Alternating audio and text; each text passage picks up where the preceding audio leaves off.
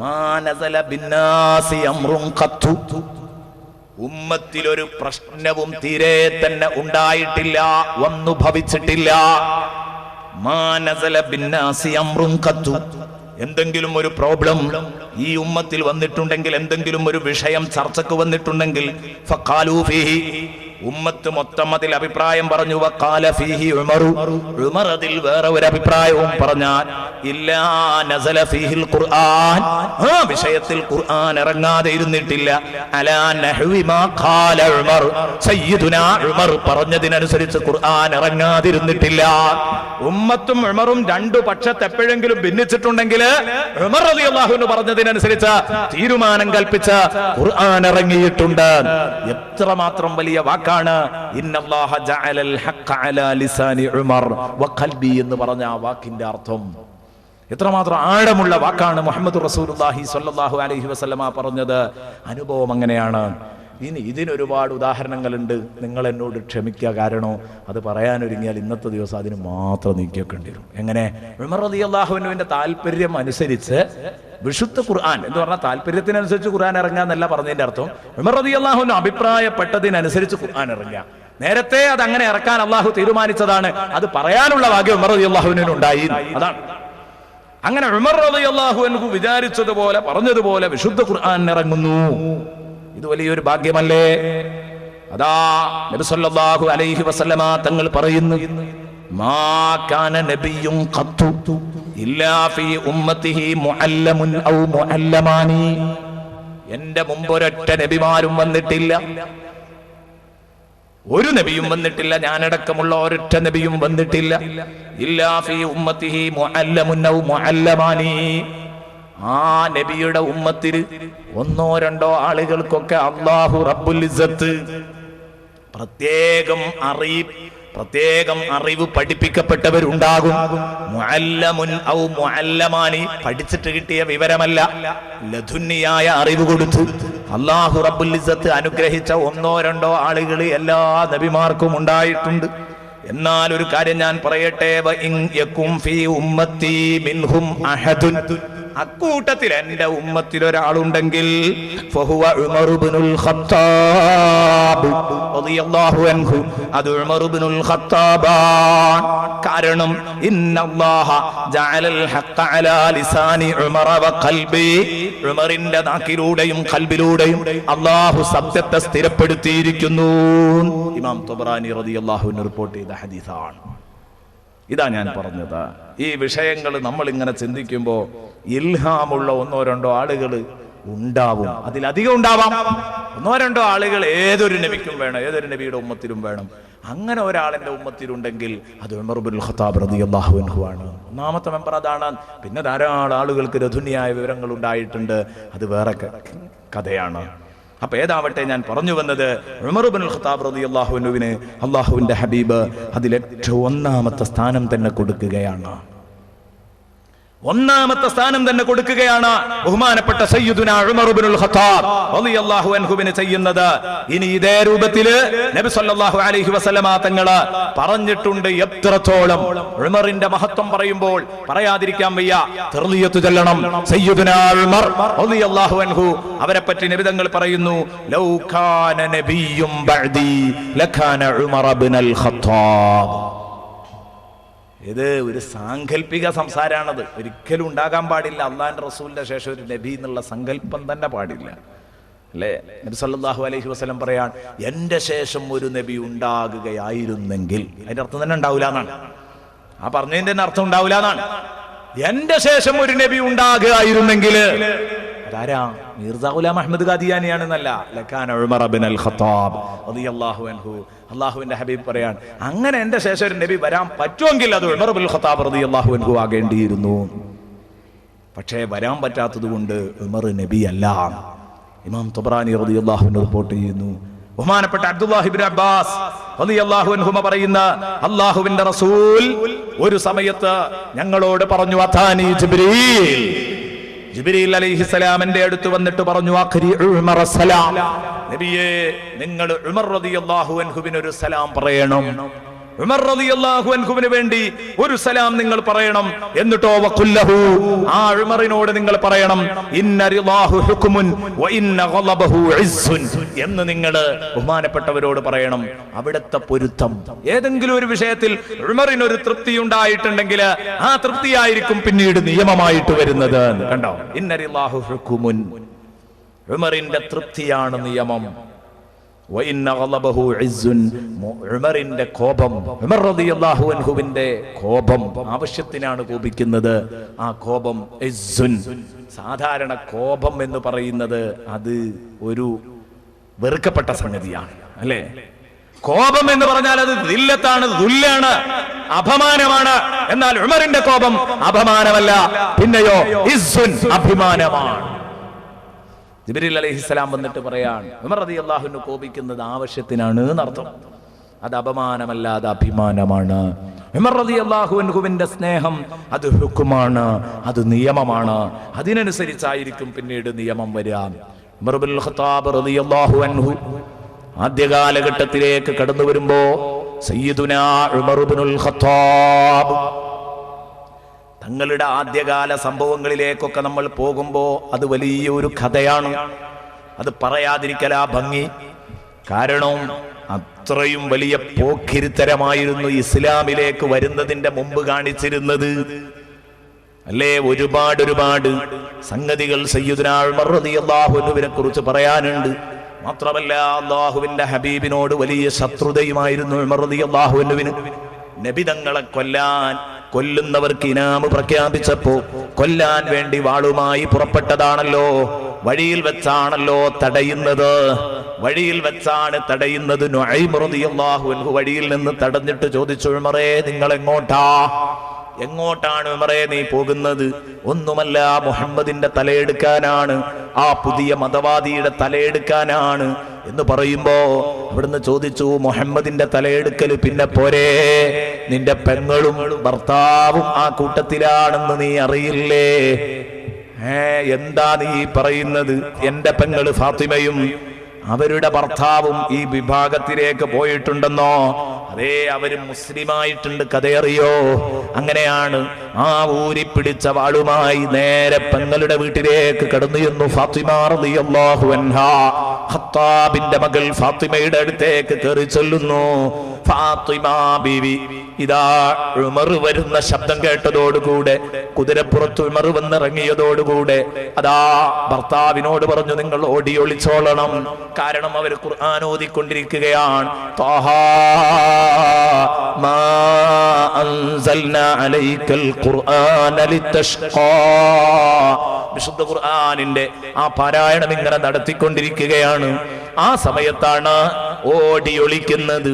ഓടി ഒളിച്ചു ബഹുമാനപ്പെട്ട ഉമർ റളിയല്ലാഹു അൻഹുവിന്റെ അളിയൻ അതാ ഓടി ഒളിച്ചു, കാണരുതെന്ന് കരുതി. കേറിയിട്ട് ചോദിച്ചു, എവിടെ?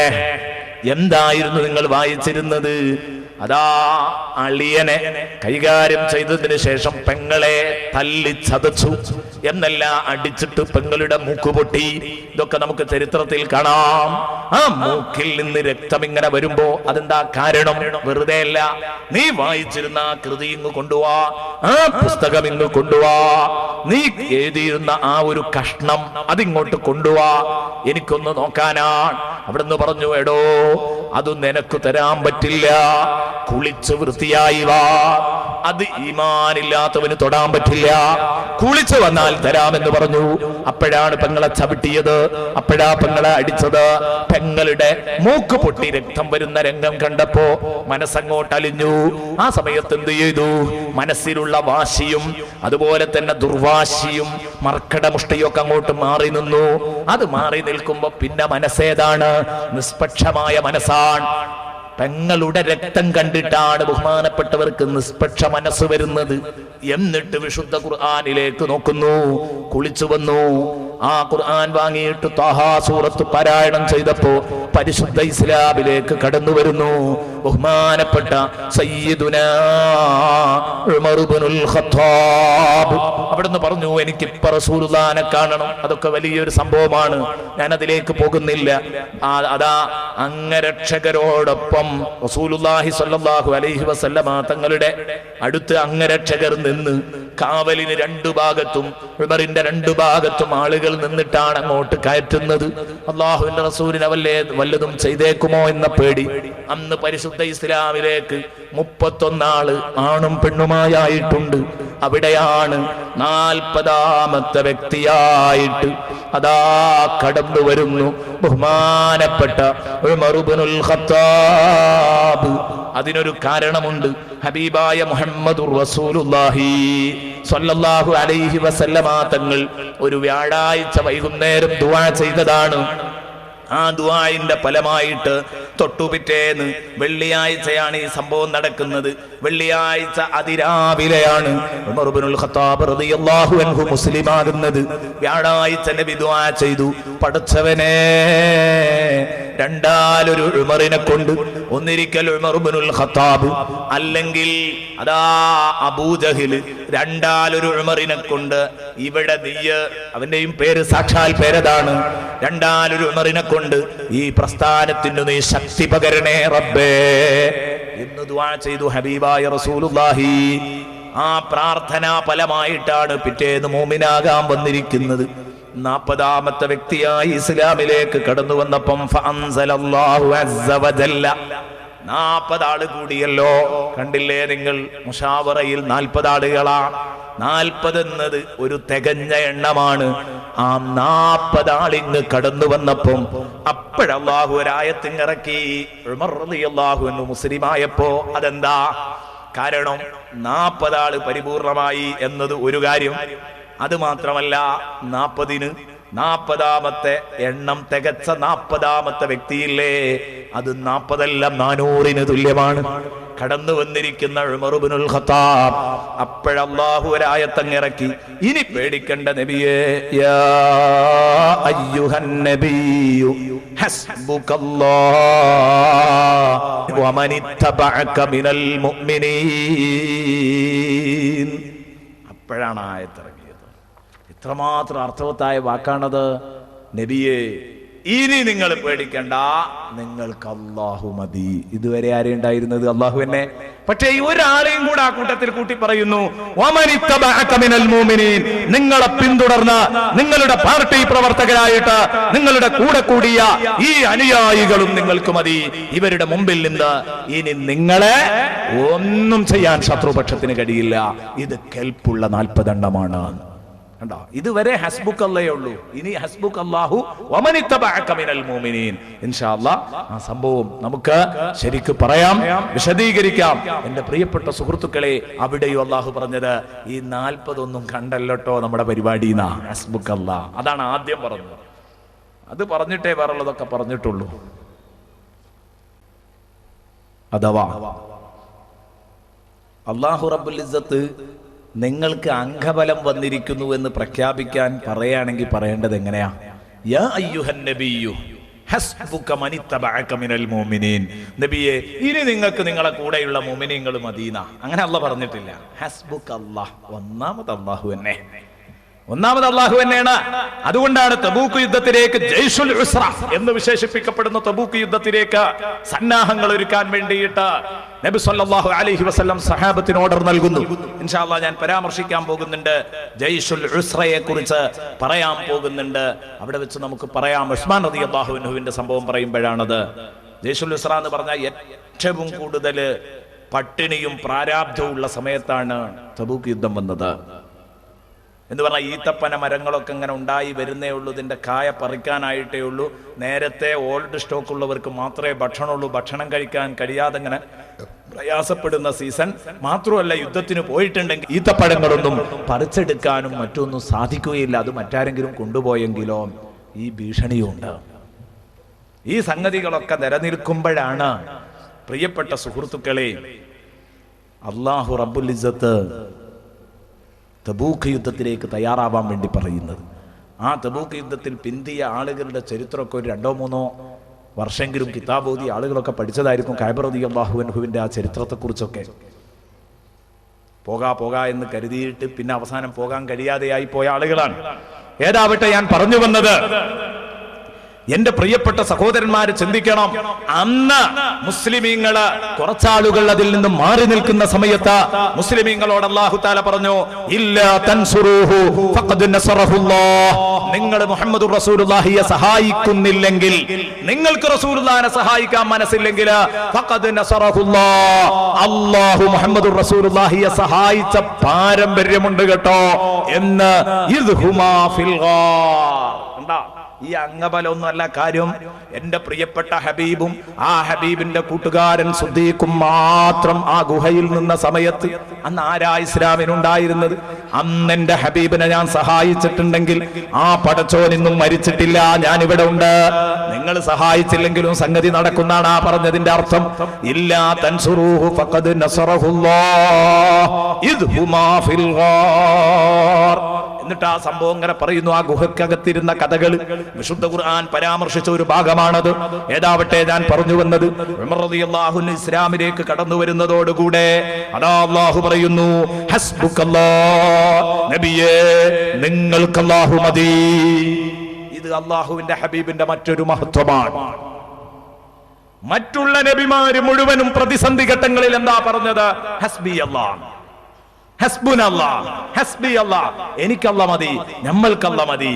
എന്നിട്ട് ഇങ്ങനെ സ്വയം സമാധാനിക്കുകയാണ്. അത് ഈമാന്റെ ഭാഗമാണ്. നമ്മളൊക്കെ അങ്ങനെയാ ചെയ്യേണ്ടത്. പ്രതിസന്ധികൾ വരുമ്പോ ഹസ്ബി അല്ലാഹു വ നിഅ്മൽ വകീൽ, നിഅ്മൽ മൗലാ വ നിഅ്മൻ നസീർ പറഞ്ഞ് നമ്മൾ നന്നായി ഈമാനിന് നല്ല ഉറപ്പുണ്ടാക്കണം. പക്ഷെ ഞാൻ പറഞ്ഞു വരുന്നത് അതല്ല.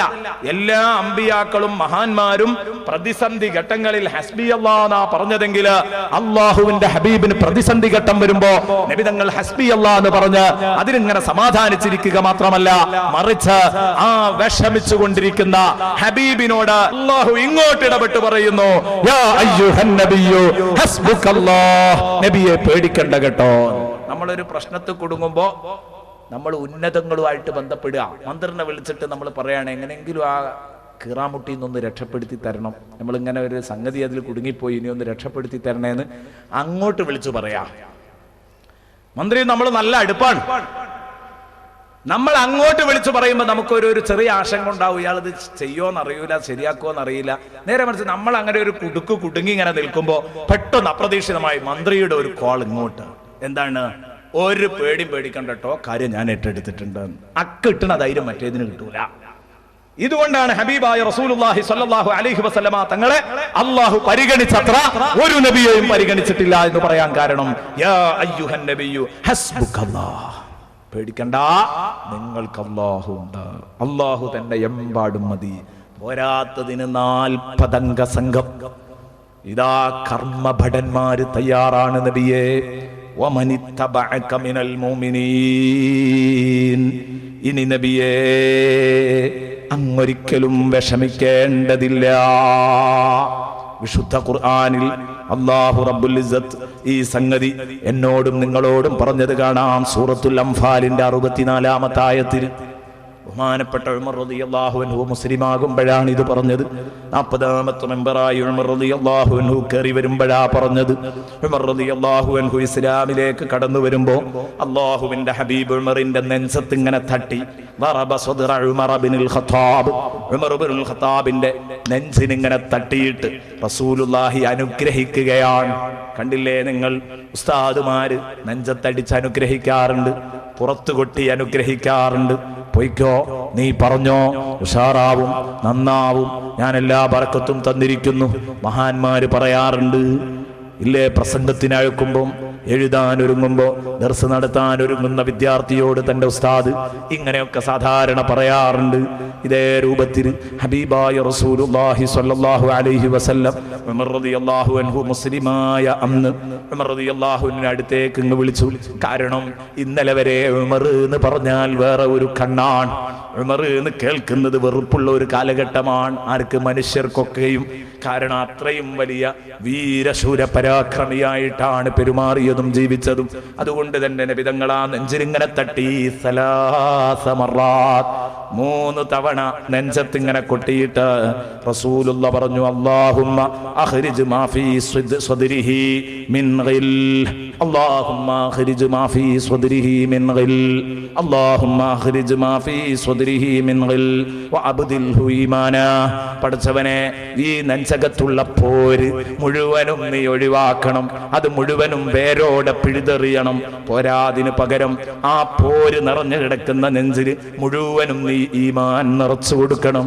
ആ ഈമാൻ അങ്ങ് നിറഞ്ഞുപോയി ആ നെഞ്ചിൽ ഇനി സുദ്ദി ഉമറിനെ പരാജയപ്പെടുത്താൻ ആർക്കും കഴിയില്ല, പിശാചിന് പോലും സാധ്യമല്ല. അതാണ് നമ്മുടെ വിഷയം. സാത്താന്റെ പേടി സ്വപ്നം എന്ന് പറഞ്ഞത് അവിടെയാണ്. ബഹുമാനപ്പെട്ട സയ്യിദുനാ ഉമർ ഇബ്നുൽ ഖത്താബ് റളിയല്ലാഹു അൻഹു, ഹദീസിലുള്ളത് ഒരാള് എന്നാണ്. ഒരാൾ ഒരിക്കൽ ഒരു മനുഷ്യൻ ഒരു ജിന്നുമായിട്ട് കണ്ടുമുട്ടിയിരുന്നു. അപ്പൊ ആ ജിന്ന് ഈ മനുഷ്യനോട് ചോദിച്ചത്രേ, നീ ഞാനുമായിട്ട് ഒരു മൽപ്പിടുത്തത്തിന് തയ്യാറാണോ എന്ന് ചോദിച്ചു. ഇതൊക്കെ പറയുമ്പോ ജിന്ന് മനുഷ്യനായിട്ട് മൽപ്പിടുത്തത്തിന് തയ്യാറാകുകയാണ്. അത് ഇന്ന് നമുക്ക് സുഖമായിട്ട് പറയാം. കാരണം ജിന്ന് മൽപ്പിടുത്തത്തിന് തയ്യാറാകുന്നത് മാത്രമല്ല, തേങ്ങടുമ്പം വരെ ജിന്ന് അതിൻ്റെ ഉള്ളിൽ കുടുങ്ങുന്നുള്ള അടുത്താളുള്ളത്. അതുകൊണ്ട് ഇന്ന് സുഖമായിട്ട് പറയാം, ആർക്കും വിശ്വസിക്കാൻ പ്രയാസം ഉണ്ടാവില്ല. ജിന്നും മനുഷ്യനുമായിട്ടുള്ള ഇടപാടുകളൊക്കെ നടക്കുവോ, അങ്ങനെ എല്ലാം പറഞ്ഞ് പിന്നെ എവിടെയൊക്കെ എത്തിപ്പോയി. അപ്പൊ അത് അവിടെ നിൽക്കട്ടെ. ഞാൻ പറഞ്ഞു വന്നത്, ജിന്ന് ഒരു മനുഷ്യനെ കണ്ടു. ആ മനുഷ്യനോട് ചോദിച്ചു, നീയും ഞാനുമായിട്ട് ഒരു മൽപ്പിടുത്തത്തിന് തയ്യാറാണോ? നീ എന്നെ മലർത്തി അടിക്കുകയാണെങ്കിൽ, നീ എന്നെ പരാജയപ്പെടുത്തുകയാണെങ്കിൽ നിനക്ക് ഞാൻ വളരെ ഉപകാരപ്പെട്ട ഏതാനും കലിമത്തുകൾ പഠിപ്പിച്ചു തരാം. അത് ആയത്തുൽ കുർസിയായിരുന്നു. ഈ വിഷയം ഞാൻ പന്നിപ്പാറയിൽ നിന്ന് പറഞ്ഞിട്ടുണ്ട്. ആയത്തുൽ കുർസിയെ കുറിച്ച് നടത്തിയ 5 ദിന പ്രഭാഷണത്തിൽ ആയത്തുൽ കുർസി മാത്രം 5 ദിവസം നടത്തിയ പ്രഭാഷണം വളരെ വിശദമായിട്ടത് ചർച്ച ചെയ്തിട്ടുണ്ട്. അന്ന് പറഞ്ഞിരുന്നു. അപ്പോൾ ബഹുമാനപ്പെട്ട ഈ സ്വഹാബി അതിന് തയ്യാറായി.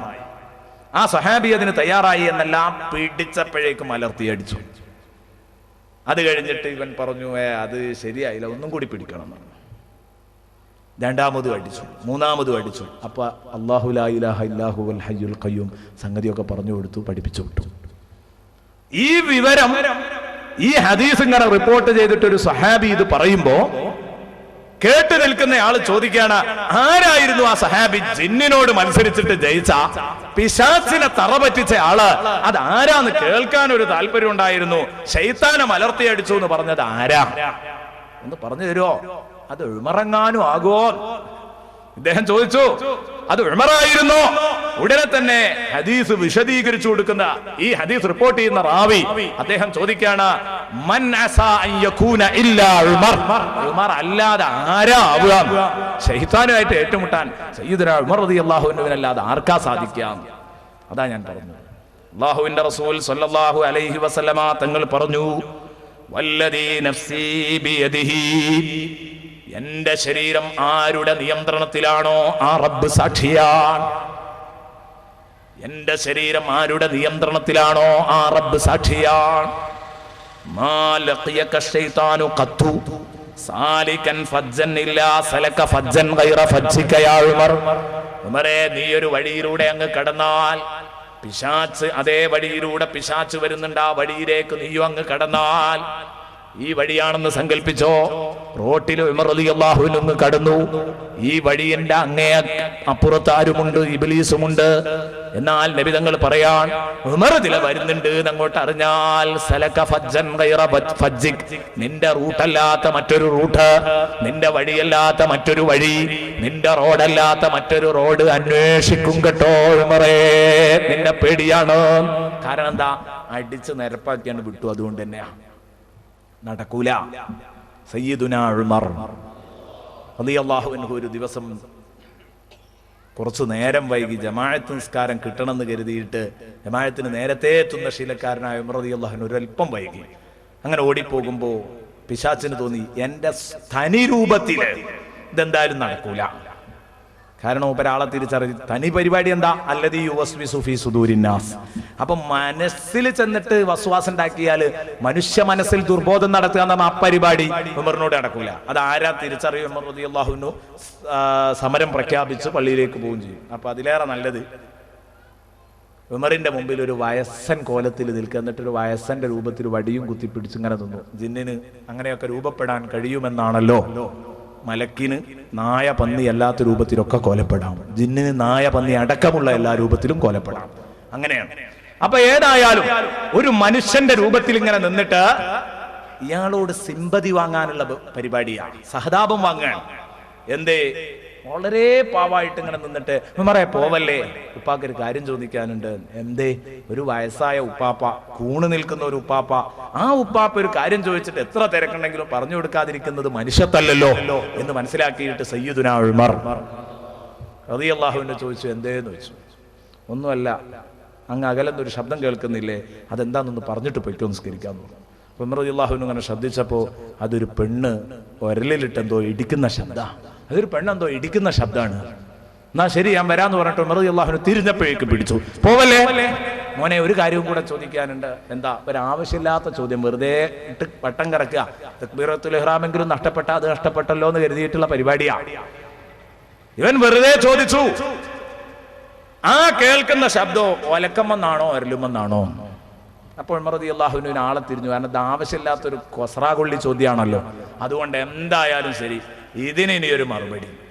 ഉമർ റളിയല്ലാഹുവിന് കൈ ഇങ്ങോട്ട് കയറ്റി നല്ലോണം ആങ്ങി ഓങ്ങി മുഖത്തൊന്നാണ്ട് കൊടുത്തിട്ട് ചോദിച്ചു, ഇപ്പൊ ഒരു ഒച്ച ഉണ്ടായോ എന്ന് വെച്ചു. ആ, അത് എൻ്റെ കയ്യുമെന്നോ എൻ്റെ മുഖത്തുനിന്നോന്ന് വെച്ചു. അതിനനുസരിച്ച് മറ്റേ മറുപടിയും കൂട്ടിക്കാളാം.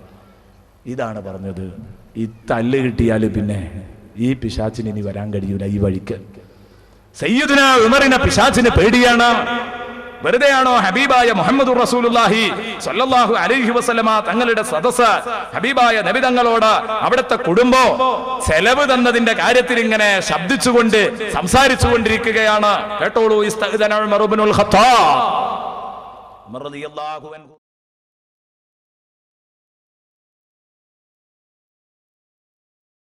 അലാ റസൂലില്ലാഹി, അള്ളാഹുവിന്റെ റസൂലിന്റെ മേൽ സമ്മതം ചോദിച്ചു. നബിയെ, ഞാൻ കടന്നു വരട്ടെ എന്ന് ചോദിച്ചു.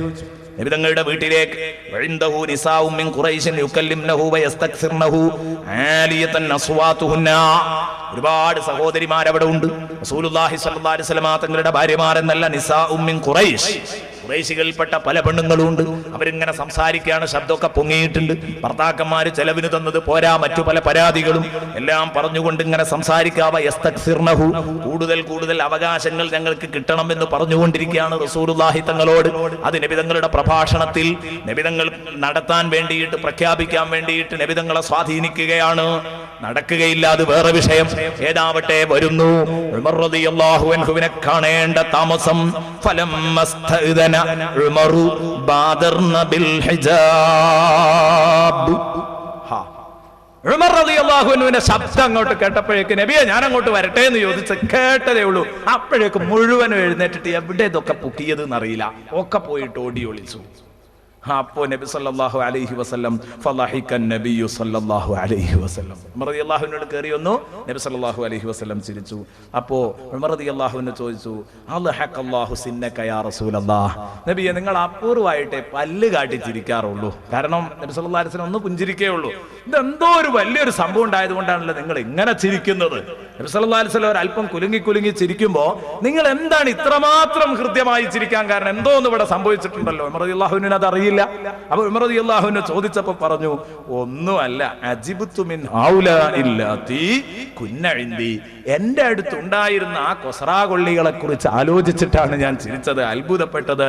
കാരണം ഫലമ്മാ സമിഅന സൗതക, ഉമറേ നിന്റെ ഒച്ച കേട്ടപ്പോഴേക്ക് തബാദർനൽ ഹിജാബ്, അവരൊക്കെ എവിടെയാ പോയി ഒളിച്ചത് എന്ന് എന്നെ കാണുന്നില്ല. അത് കണ്ടിട്ട് ഞാൻ അത്ഭുതപ്പെട്ടതാണ്. ആ സമയത്ത് ഉമർ റളിയല്ലാഹു അൻഹു പറയുകയാണ്,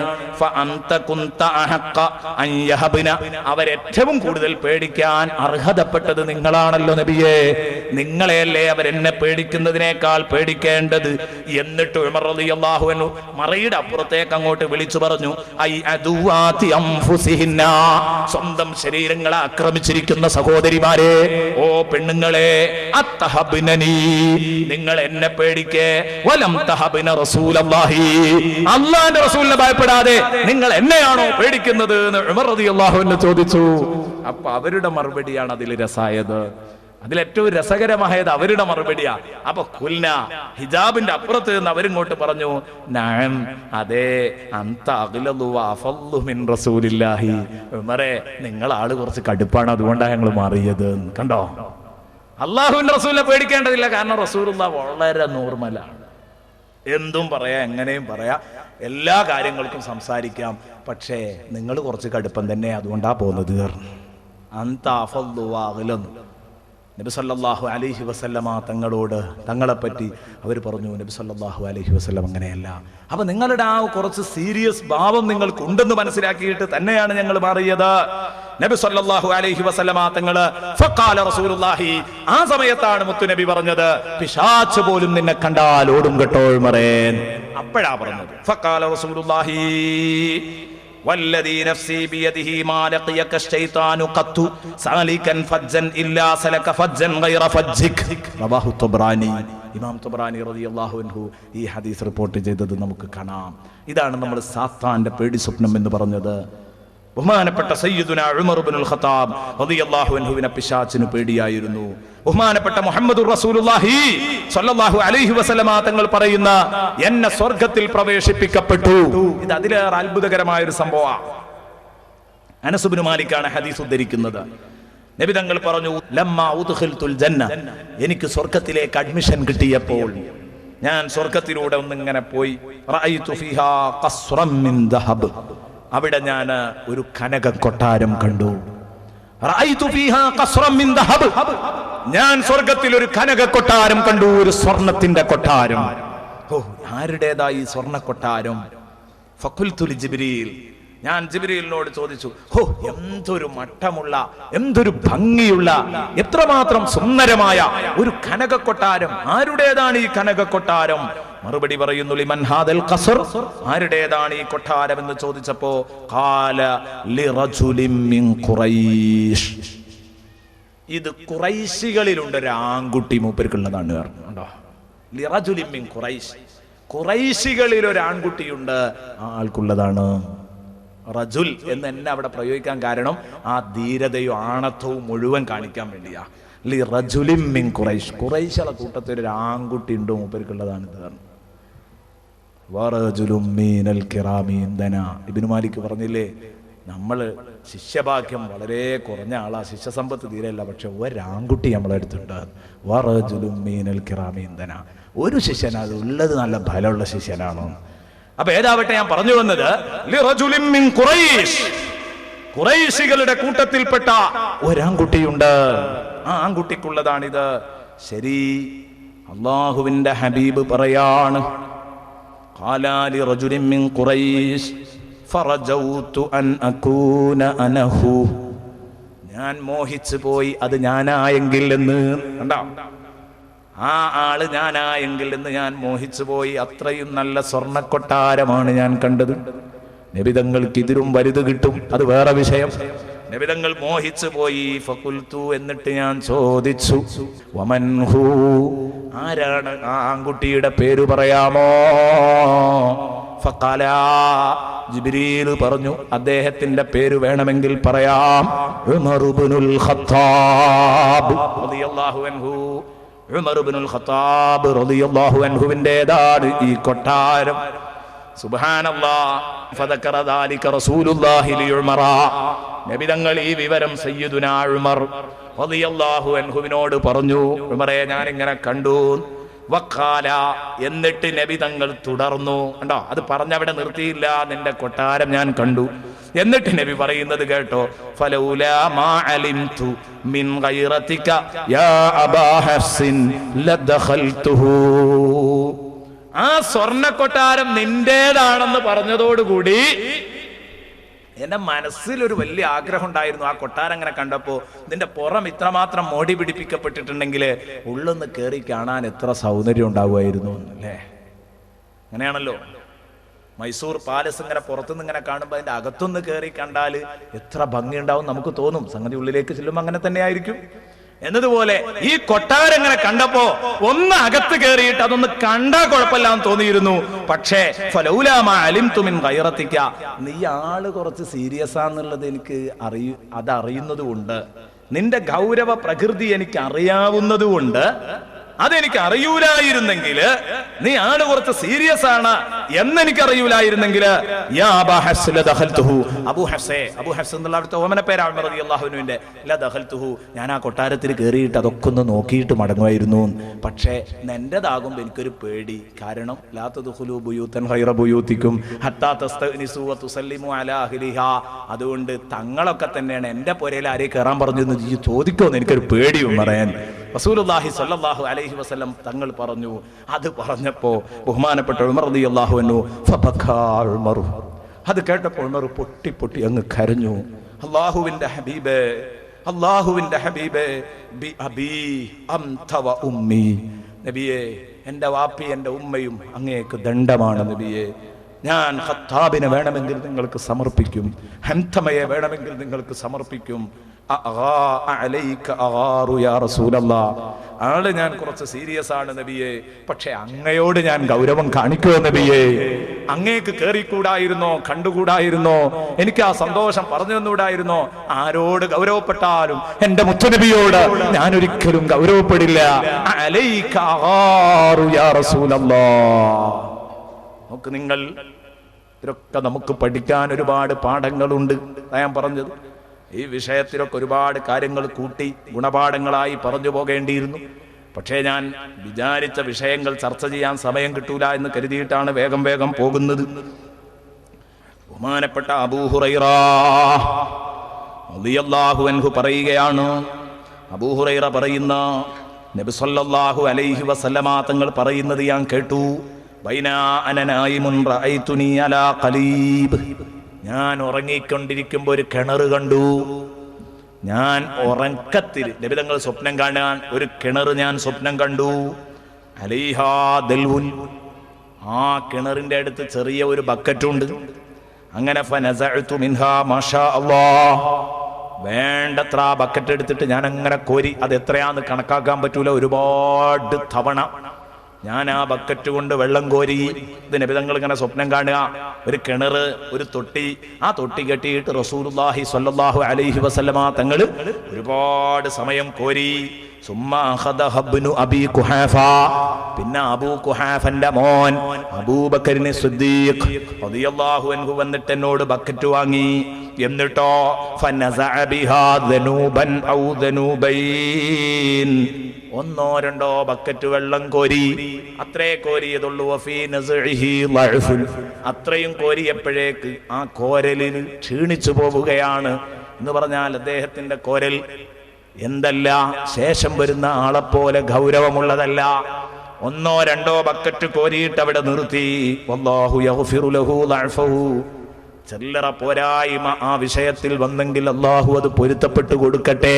അതും റസൂലുള്ളാഹി അവിടെ പ്രാർത്ഥിക്കുക കൂട്ടത്തിൽ. ഞാൻ പറയാ, അവിടെയൊക്കെ സംശയിക്കരുത്. വിഷയം പറയുന്നുണ്ട്. സുമ്മസ്തഹാലത്ത് ഗർബ, പിന്നെയാണ് പെട്ടെന്ന് ആ ബക്കറ്റ് സുമ്മസ്തഹാലത്ത്, പിന്നെ ആ ബക്കറ്റ് അങ്ങ് പരിണമിച്ചു. ഗർബൻ, വലിയ ഒരു തൊട്ടിയായിട്ട് പരിണമിച്ചു. ആദ്യമുള്ള ചെറിയ തൊട്ടി പോയി വലിയ ഒരു തൊട്ടിയായിട്ട് പരിണമിച്ചു. ഫഅഖദഹ ഇബ്നുൽ ഖത്താബ്, ഇബ്നുൽ ഖത്താബ് വന്നിട്ട്, ഉമർ ഇബ്നുൽ ഖത്താബ് വന്നിട്ട് ആ വലിയ തൊട്ടി കെട്ടിയിട്ട് വെള്ളം അങ്ങനെ കോരിയിട്ട് ഫലം അറ അബ്ഖരിയ, ഫലം അറ അബ്ഖരിയം മിനന്നാസ്, ജനങ്ങളുടെ കൂട്ടത്തില് ഇത്രത്തോളം ശക്തനായ ഒരാളെ ഞാൻ കണ്ടിട്ടില്ല. ഉമർ കോരും പോലെ കോരുന്ന, ഇത്ര വലിയ തൊട്ടി കെട്ടിയിട്ടും നിഷ്പ്രയാസം കോരിയെടുക്കുന്ന. എത്രയാ കോരിയെടുത്തത്? ഒരുപാട്. അങ്ങനെ കോരി ജനങ്ങൾക്ക് മുഴുവനും വെള്ളം കൊടുത്തു. ജനങ്ങളുടെ കാലികൾക്ക് മുഴുവനും വെള്ളം കൊടുത്തു. അറബികൾ മുഴുവനും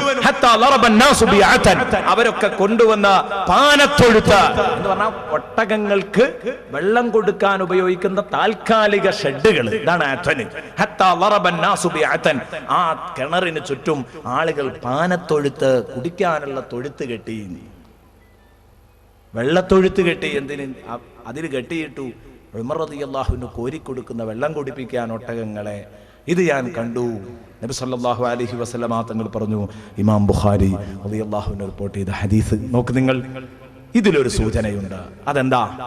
ഇസ്ലാമിക ലോകത്തിന് ഏറ്റവും കൂടുതൽ സംഭാവനകൾ അർപ്പിക്കുന്നത് ഉമർ ഇബ്നുൽ ഖത്താബ് റളിയല്ലാഹു അൻഹു ആയിരിക്കും. അവിടുത്തെ ഭരണകാലം നീണ്ട കാലം ഉണ്ടാകും.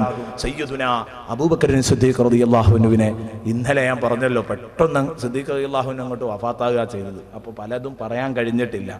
2 കൊല്ലവും 3 മാസവും 10 ദിവസവുമാണ് ആകെ ഭരിച്ചത്, അല്ലേ? കുറഞ്ഞ കാലം. എന്നാൽ ബഹുമാനപ്പെട്ട സയ്യിദുനാ ഉമർ ഇബ്നുൽ ഖത്താബ് റളിയല്ലാഹു അൻഹു വളരെ കൂടുതലായിട്ട് ഭരിക്കുന്നു. വളരെ കൂടുതൽ. 10.5 വർഷം 10 കൊല്ലം 6 മാസം 8 ദിവസം ബഹുമാനപ്പെട്ടവർ ഭരണം നടത്തുന്നു. അതിൽ ഫത്ഹുകളുടെ കാലഘട്ടമായിരുന്നു. ഉമർ റളിയല്ലാഹു അൻഹുവിന്റെ കാലഘട്ടത്തെക്കുറിച്ച് ആമുൽ ഫുതൂഹ് എന്ന് വിശേഷിപ്പിക്കുന്ന ഒരു കാലം തന്നെയുണ്ട്. ഫത്ഹുകളുടെ കീഴടക്കലുകളുടെ വർഷം. ആകങ്ങോട്ട് ഫത്ഹായിട്ട് മഹാസാമ്രാജ്യങ്ങൾ മുഴുവനും ഇസ്ലാമിന്റെ അണ്ടറിൽ വരുത്തി ഉമർ ഇബ്നുൽ ഖത്താബ് റളിയല്ലാഹു. അത് ഉമർ ഇബ്നുൽ ഖത്താബ് റളിയല്ലാഹു അൻഹുവിന്റെ ധീരതയായിരുന്നു. സയ്യിദുനാ ഉമർ റളിയല്ലാഹു അൻഹുവിന്റെ അഹോരാത്രം പാടുപെട്ടുള്ള പണിയും ശ്രമവുമായിരുന്നു യഥാർത്ഥത്തിൽ ആ ലാഭങ്ങളൊക്കെ നേടിയെടുത്തതിന്റെ പിന്നിലുണ്ടായിരുന്നത്.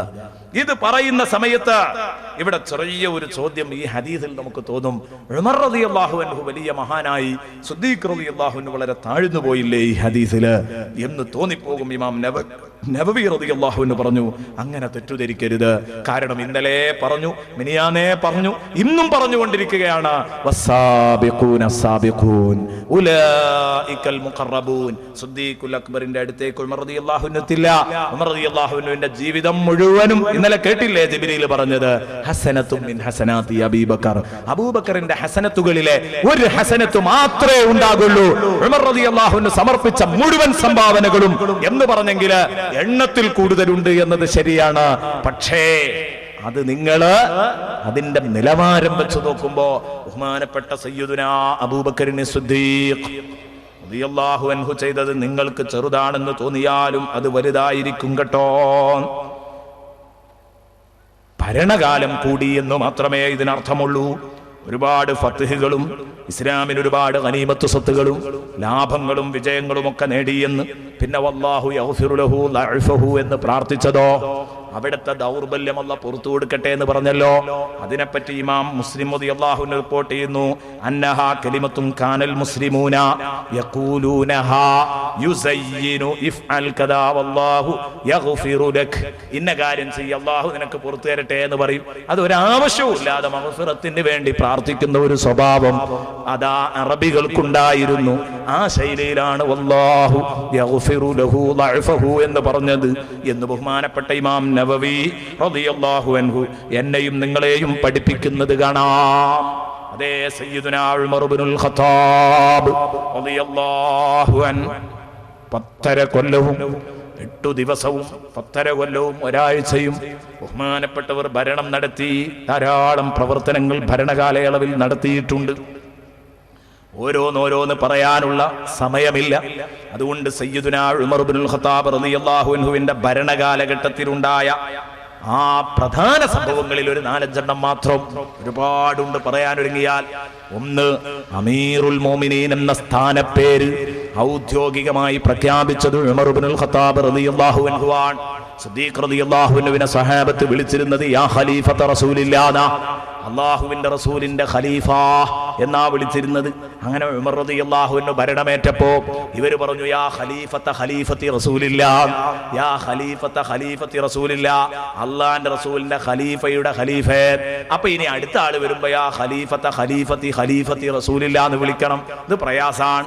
ഉമർ റളിയല്ലാഹു അൻഹു ഈ വിളി കേട്ടപ്പോ പറഞ്ഞു ഫഖാല ഇന്ന ഹാദാ യതൂൽ, ഇത് വളരെ ദീർഘമായി പോകും. അവസാന കാലഘട്ടത്തില് അലി ഇബ്നു അബീ താലിബിന്റെ ഒക്കെ എത്തുമ്പോ വിളിക്കണമെങ്കിൽ തന്നെ 2 മിനിറ്റ് സമയം വേണ്ടി വരും, ഒന്ന് വിളിക്കണമെങ്കിൽ തന്നെ. അതുകൊണ്ട് ഇത് നീണ്ടുപോകുന്ന കേസാണ്, അറ്റമില്ലാതെ നീണ്ടുപോകുന്ന കേസാണ്. നിർത്തുന്നു. ബൽ അൻതുമുൽ മുഅ്മിനൂൻ വ അന അമീറുക്കും, നിങ്ങൾ മുഅ്മിനീങ്ങൾ, ഞാൻ നിങ്ങളുടെ നേതാവ്. അങ്ങനെയാണ് അമീറുൽ മുഅ്മിനീൻ എന്ന ഓമന പേര് വന്നത്. അതാദ്യമായി വിളിച്ചത് ബഹുമാനപ്പെട്ട സയ്യിദുനാ ഉമർ ഇബ്നുൽ ഖത്താബ് റളിയല്ലാഹു അൻഹുവിനെയാണ്. തന്റെ കാലഘട്ടത്തിലെ ഫത്ഹുകളിലേക്കൊന്നും ഞാൻ കടക്കുന്നില്ല. യുദ്ധങ്ങളൊക്കെ കടന്നു വന്നാല് സമരങ്ങൾ പറയുകയാണെങ്കിൽ തീരൂല, അതുകൊണ്ടാണ് പറയാത്തത്. പിന്നെ മാത്രമല്ല മദ്രസയിൽ നിന്നൊക്കെ കുറച്ചൊക്കെ നമ്മൾ പഠിച്ചതാണ്, അതാണ്. അപ്പൊ അതുകൊണ്ട് ആ ഭാഗത്തേക്ക് കടന്നു വരുന്നില്ല. പിന്നീട് ബഹുമാനപ്പെട്ടവർ നിയോഗിക്കുന്ന ഓരോ ഉദ്യോഗസ്ഥരും ബഹുമാനപ്പെട്ടവർ നിയോഗിക്കുന്ന ഓരോ ഭരണാധികാരിക്കും ഓരോ ഉദ്യോഗസ്ഥനും ബഹുമാനപ്പെട്ടവർ ഒരു ഷർത്ത് വെച്ചു, അല്ലാ യർകബ ബിർദൗന. അതെ, തുർക്കി കുതിരകളിൽ വാഹനം കയറാൻ പാടില്ല, യാത്ര ചെയ്യാൻ പാടില്ല. മന്ത്രിമാർക്ക് ചെലവ് ചുരുക്കൽ പരിപാടി അല്ലേ? നമ്മുടെ ഗവൺമെന്റും അങ്ങനെ നടപ്പിലാക്കി നോക്കിയല്ലോ. അപ്പൊ ഒരു വിഭാഗം ആളുകൾ സാധാ ഫ്ലൈറ്റിൽ പോരണം എന്ന് പറയുമ്പോൾ നാൽക്കാലികൾ കയറുന്നതിൽ ഞാൻ കയറൂല എന്ന് പറഞ്ഞു അല്ലേ? എന്ന് പറഞ്ഞാൽ ഇതൊക്കെ ഒരു മോശപ്പെട്ട പരിപാടിയായിട്ട് ഉമർ റളിയല്ലാഹു അൻഹു ഈ ചെലവ് ചുരുക്കൽ പദ്ധതി ഉമർ റളിയല്ലാഹു അൻഹുവിന്റെ ഭരണകാലത്തുണ്ടാക്കി. ഭരണാധികാരികൾ സൂക്ഷിക്കണം, അവർ തുർക്കി കുതിരകളിൽ യാത്ര ചെയ്യരുത്. വലാ യഅകുലാ നഖിയ, ഉമി പൂർണ്ണമായും കളഞ്ഞ് വെളുപ്പിച്ച ആ ഗോതമ്പ് കടിക്കുന്നത് എന്ന് പറഞ്ഞാൽ അടിച്ചു പൊള്ളിച്ചുള്ള ജീവിത രീതികളെ നിരുത്സാഹപ്പെടുത്തി. ഞാൻ പറയുന്നു എൻ്റെ പ്രിയപ്പെട്ട സഹോദരന്മാരോടും സഹോദരിമാരോടും, ഇന്ന് ധൂർത്തിന്റെ ഒരു കാലഘട്ടമാണ്. നന്നായി കരുതുക. ഇന്നൽ മുബദ്ദിരീന കാനൂ ഇഖ്വാന ശയാത്തീൻ. ധൂർത്തന്മാർ പിശാചിന്റെ കൂട്ടാളികളാണ് എന്ന കാര്യം മറന്നു പോകണ്ട. ഇത് നിങ്ങൾ മറന്നു പോകരുത്. ഉമ്മമാര് മറക്കരുത്, ഉപ്പമാര് മറക്കരുത്, ചെറുപ്പക്കാര് മറക്കരുത്. ആവശ്യത്തിനായിരിക്കണം വാഹനവും വീടും വസ്ത്രവും, ഇതെല്ലാം ആവശ്യത്തിനായിരിക്കണം. ആവശ്യത്തിനില്ലാതിരിക്കേണ്ടതില്ല, ആവശ്യത്തിനുണ്ടാവാം. ഓരോരുത്തരുടെ ആവശ്യത്തിനനുസരിച്ച് അവിടെയാണ് നമ്മൾ കണക്ക് കൂട്ടേണ്ടത്. വലിയ ഒരു ആലിം, നാട് മുഴുക്കെ ഓടി നടക്കുന്ന ആലിം, റസൂലുള്ളാഹി തങ്ങളുടെ കുതിര ഏറ്റവും സ്പീഡുള്ള കുതിരയായിരുന്നു കൂട്ടത്തില്. ആവശ്യമുള്ള ഒരാൾക്കൊരു നല്ല വാഹനം എന്നതിനെ വിമർശിക്കുന്നില്ല. നാട് മുഴുക്കെ ഓടി നടക്കേണ്ട ഒരു വലിയ മഹാൻ, ആ മഹാന്റെ വണ്ടി ഒരൽപ്പം മുന്തിയ വണ്ടി ഉപയോഗിച്ചെങ്കിൽ അതിൽ അസൂയപ്പെടരുത്. ആര് നേരം വെളുത്ത വീട്ടിൽ നിന്ന് വായനശാലയിൽ വന്നിരിക്കുന്നു, വൈകുന്നേരം വായനശാലയിൽ നിന്ന് വീട്ടിലേക്ക് തിരിച്ചു പോകുന്നു, വന്നതും പോകുന്നതും ഇന്നോവയില. എന്നിട്ട് അവൻ വിമർശിക്കാണ് 24 മണിക്കൂർ യാത്ര ചെയ്യുന്ന ഒരു ആലിമിനെ. എന്തൊരു ധൂർത്താണിത്! കണ്ണ് വലുതാക്കിയിട്ട് കാര്യമല്ല സുഹൃത്തെ. ആവശ്യത്തിനനുസരിച്ചാണ്. ബഹുമാനപ്പെട്ട സുലൈമാൻ നബി അലൈഹിസ്സലാം, അവർക്ക് യാത്രാ സൗകര്യം വളരെ കൂടുതലായിരുന്നു. കാരണം എന്താ? രാജ്യം മുഴുക്കെ ഭരിക്കുകയായിരുന്നു. ഒരു പഞ്ചായത്തിന്റെ ഉത്തരവാദിത്തമുള്ളവർക്ക് അതിനനുസരിച്ച് മതി. കേരളത്തിൽ മുഴുവൻ ഓടേണ്ടവർക്ക് അതിനനുസരിച്ച് വേണ്ടി വരും. ഇന്ത്യ രാജ്യം എന്നല്ല, രാഷ്ട്രങ്ങളുടെ പരിമിതികളില്ലാതെ ഇന്നിവിടെയാണെങ്കിൽ നാളെ സൗദിയിലാണ്, മറ്റന്നാൾ അമേരിക്കയിലാണ്, അത് കഴിഞ്ഞ് വീണ്ടും അബുദാബിയിലേക്ക് പോകണം. ഇങ്ങനെ പോകുന്ന ഒരാൾക്ക് അദ്ദേഹത്തിനും മെച്ചപ്പെട്ട വാഹന സൗകര്യം വേണ്ടി വരും. അതുകൊണ്ടാണ് ബഹുമാനപ്പെട്ട സുലൈമാൻ നബി അലൈഹിസ്സലാമിന് കാറ്റിൽ പറക്കുന്ന വാഹനം, ഈ പ്ലെയിന് പോലും കണ്ടുപിടിച്ചിട്ടില്ലാത്ത കാലഘട്ടത്തില് അതാ ഒരിക്കലും ടിക്കറ്റിന് ബിസിയില്ല, കാത്തിരിക്കേണ്ടതില്ല, ഒരു പ്രയാസവുമില്ല. മുസല്ല വിരിച്ച് കട്ടിലിട്ട് അങ്ങോട്ട് ഇരുന്നാൽ തന്നെയും എടുത്തു മന്ദം നീങ്ങുകയാണ് കാറ്റ്. എന്തൊരു സുഖമായിരുന്നു! ഖുർആൻ അത് പറയുന്നുണ്ട്. ആവശ്യത്തിനാവാം. പക്ഷേ ഇന്ന് ഞാൻ പറയുന്നത്, എൻ്റെ പ്രിയപ്പെട്ട ചെറുപ്പക്കാരെ, ബസ്സിന് പോകാൻ പറ്റുന്ന പല സ്ഥലങ്ങളും ബസ്സിന് തന്നെ പോകണം. അതൊക്കെ ഒഴിവാക്കി വാഹനം പിടിച്ചു പോവുക എന്ന ഒരൊറ്റ സ്വഭാവം അത് തന്നെ അങ്ങോട്ട് മാറിയിരിക്കുകയാണ് നമ്മളില്. മാത്രമല്ല, വെറുതെ ഒരു 6 മാസക്കാലത്തേക്ക് വന്നു നിൽക്കുന്ന സമയത്ത് നമ്മൾ എടുത്തിടുന്ന വാഹനത്തിന്റെ പേരിൽ വരുന്ന നഷ്ടങ്ങളെ കുറിച്ചൊന്നും പലപ്പോഴും ഗൾഫുകാരായ സുഹൃത്തുക്കൾ ആലോചിക്കാറില്ല. നല്ലോണം കരുതണം. ധൂർത്ത് അരുത് സുഹൃത്തുക്കളെ. ആവശ്യത്തിനാവാം. ആവശ്യമുണ്ടെങ്കിൽ, നിനക്ക് യാത്രയുണ്ടെങ്കിൽ, അത്യാവശ്യങ്ങളുണ്ടെങ്കിൽ ആവാം, അതിനെ വിമർശിക്കുന്നില്ല. എൻ്റെ പ്രിയപ്പെട്ട സഹോദരിമാരോട് ഞാൻ പറയുന്ന, വസ്ത്രത്തിലും പ്രത്യേകിച്ച് ബിൽഡിംഗ് നിർമ്മാണത്തിലുള്ള ധൂർത്ത് നന്നായി കരുതണം കേട്ടോ. നബി സല്ലല്ലാഹു അലൈഹി വസല്ലമ തങ്ങള് വളരെ വ്യക്തമായ ഭാഷയില് ബിൽഡിംഗ് നിർമ്മാണത്തിലുള്ള ധൂർത്തിനെ വിമർശിച്ചിട്ടുണ്ട്. ഓരോ കാലഘട്ടത്തിനനുസരിച്ചായിരിക്കും ധൂർത്ത് വരുന്നത്. ഇത് ഇമാം ഗസാലി റഹ്മത്തുള്ളാഹി അലൈഹി തന്റെ ഇഹ്യാ ഉലൂമുദ്ദീനിൽ പറഞ്ഞിട്ടുണ്ട്. ആളുകളുടെ അവസ്ഥക്കനുസരിച്ചാണ് ധൂർത്ത് വരുന്നത്. ഇമാം ഗസാലി റഹ്മത്തുള്ളാഹി അലൈഹി പറയുന്നത്, വലിയൊരു മുതലാളിയുടെ വീടും പാവപ്പെട്ടവന്റെ വീടും ഒരേ ഡിഗ്രിയിലല്ല വേണ്ടത്, ഒരേ ഗ്രേഡിലല്ല വേണ്ടത്. അവന് വീട് മാത്രമല്ല, വീടിന്റെ പരിസരത്തുള്ള ചുമരുകൾക്ക് വരെ കൊത്തുപണികൾ നിർമ്മിക്കാം എന്ന് വരെ ബഹുമാനപ്പെട്ട ഇമാം ഗസാലി റഹ്മത്തുള്ളാഹി അലൈഹി ഒക്കെ പറഞ്ഞിട്ടുണ്ട്. പക്ഷേ ഞാൻ പറഞ്ഞു വന്നത്, ആളുകൾക്കിടയിൽ ഏറ്റ വ്യത്യാസമുണ്ടാകും. സാമ്പത്തിക ശേഷിക്കനുസരിച്ചായിരിക്കണം. അതും ആവശ്യത്തിലധികം. വെറുതെ 10ഉം 15ഉം റൂമുകൾ ഉണ്ടാക്കിയിടുന്ന സിസ്റ്റം, ഇത് നമ്മൾ അവസാനിപ്പിക്കേണ്ടതാണ്. ഉള്ളത് മിനുക്കാം, നല്ല ഉഷാറാക്കാം. ഉഷാറാക്കിയിട്ട് ചെത്തി മിനുക്കി കൊണ്ടു നടക്കാം. അതിനൊന്നും കുഴപ്പം പറഞ്ഞിട്ടില്ല. എന്നാൽ ആവശ്യമില്ലാതെ വെറുതെ റൂമുകൾ പൊടിപിടിച്ച് കിടക്കുന്ന അവസ്ഥ, ഇത് നമ്മൾ നിയന്ത്രിക്കേണ്ടതാണ്. ഫിറാശുൽ ലക വഫിറാശുൽ ലിഅഹ്ലിക വഫിറാശുൽ ലിദൈഫിക വറാബിഉ ലിശ്ശൈത്താൻ. മുഹമ്മദുർ റസൂലുള്ളാഹി സ്വല്ലല്ലാഹു അലൈഹി വസല്ലമ തങ്ങൾ പറഞ്ഞു, നിന്റെ വീട്ടിലുള്ള ഒരു വിരിപ്പ് നിനക്ക്, ഒരു വിരിപ്പ് ഭാര്യക്ക്, ഒരു വിരിപ്പ് നിന്റെ അഹ്ലിന്, നിന്റെ കുട്ടികൾക്ക്, ഇത്രേ ഉള്ളതെങ്കിൽ അവർക്കനുസരിച്ച്. അതിൻ്റെ പുറമെ വറാബിഉ ലിശ്ശൈത്താൻ, നാലാമത്തെ ഒരു വിരിപ്പുണ്ടെങ്കിൽ അത് നീ പിശാചിന് വേണ്ടി കരുതി വെച്ചതാണെന്ന് പറഞ്ഞെങ്കിൽ ഇന്ന് എവിടെ എത്തിയിരിക്കുന്നു കാലം എന്നുള്ളത് എൻ്റെ പ്രിയപ്പെട്ട ഉമ്മമാരും അതുപോലെ തന്നെ സഹോദരന്മാരും സഹോദരിമാരും കൂട്ടത്തിൽ വായിക്കാൻ മറന്നു പോകരുത്. അതുകൊണ്ട് ഭക്ഷണത്തില്, ഡ്രസ്സില്, അതുപോലെ തന്നെ വലാ യുഗ്ലിക ബാബഹു ദൂനദ ബിൽ ഹജാതി, ആവശ്യക്കാര് എപ്പ വന്ന് മുട്ടിയാലും പൊതു പ്രവർത്തകന്റെ വാതില് എപ്പോഴും തുറക്കപ്പെടണം. ഈ ഉദ്യോഗസ്ഥന്മാരുടെ വാതില് ആവശ്യക്കാർക്ക് നേരെ കൊട്ടിയടക്കാൻ പാടില്ല എന്ന് ബഹുമാനപ്പെട്ട ഉമർ ഇബ്നുൽ ഖത്താബ് റളിയല്ലാഹു അൻഹു പറഞ്ഞു. ഫഇൻ ഫഅല ശൈഅൻ മിൻ ദാലിക്, എന്റെ ഉത്തരവാദിത്വത്തിലുള്ള ഏതെങ്കിലും ഒരു ഉദ്യോഗസ്ഥനിൽ നിന്ന്, എന്റെ കീഴിലുള്ള ഏതെങ്കിലും ഒരു ഉദ്യോഗസ്ഥനിൽ നിന്ന് ഇത്തരം തെറ്റുകൾ പിടിക്കപ്പെട്ടു കഴിഞ്ഞാൽ ഹല്ലത്ത് അലൈഹിൽ ഉഖൂബ, ശക്തമായ ശിക്ഷ അവന് നിർബന്ധമായിരിക്കും എന്ന് ബഹുമാനപ്പെട്ട ഉമർ ഇബ്നുൽ ഖത്താബ് റളിയല്ലാഹു അൻഹു പറഞ്ഞു.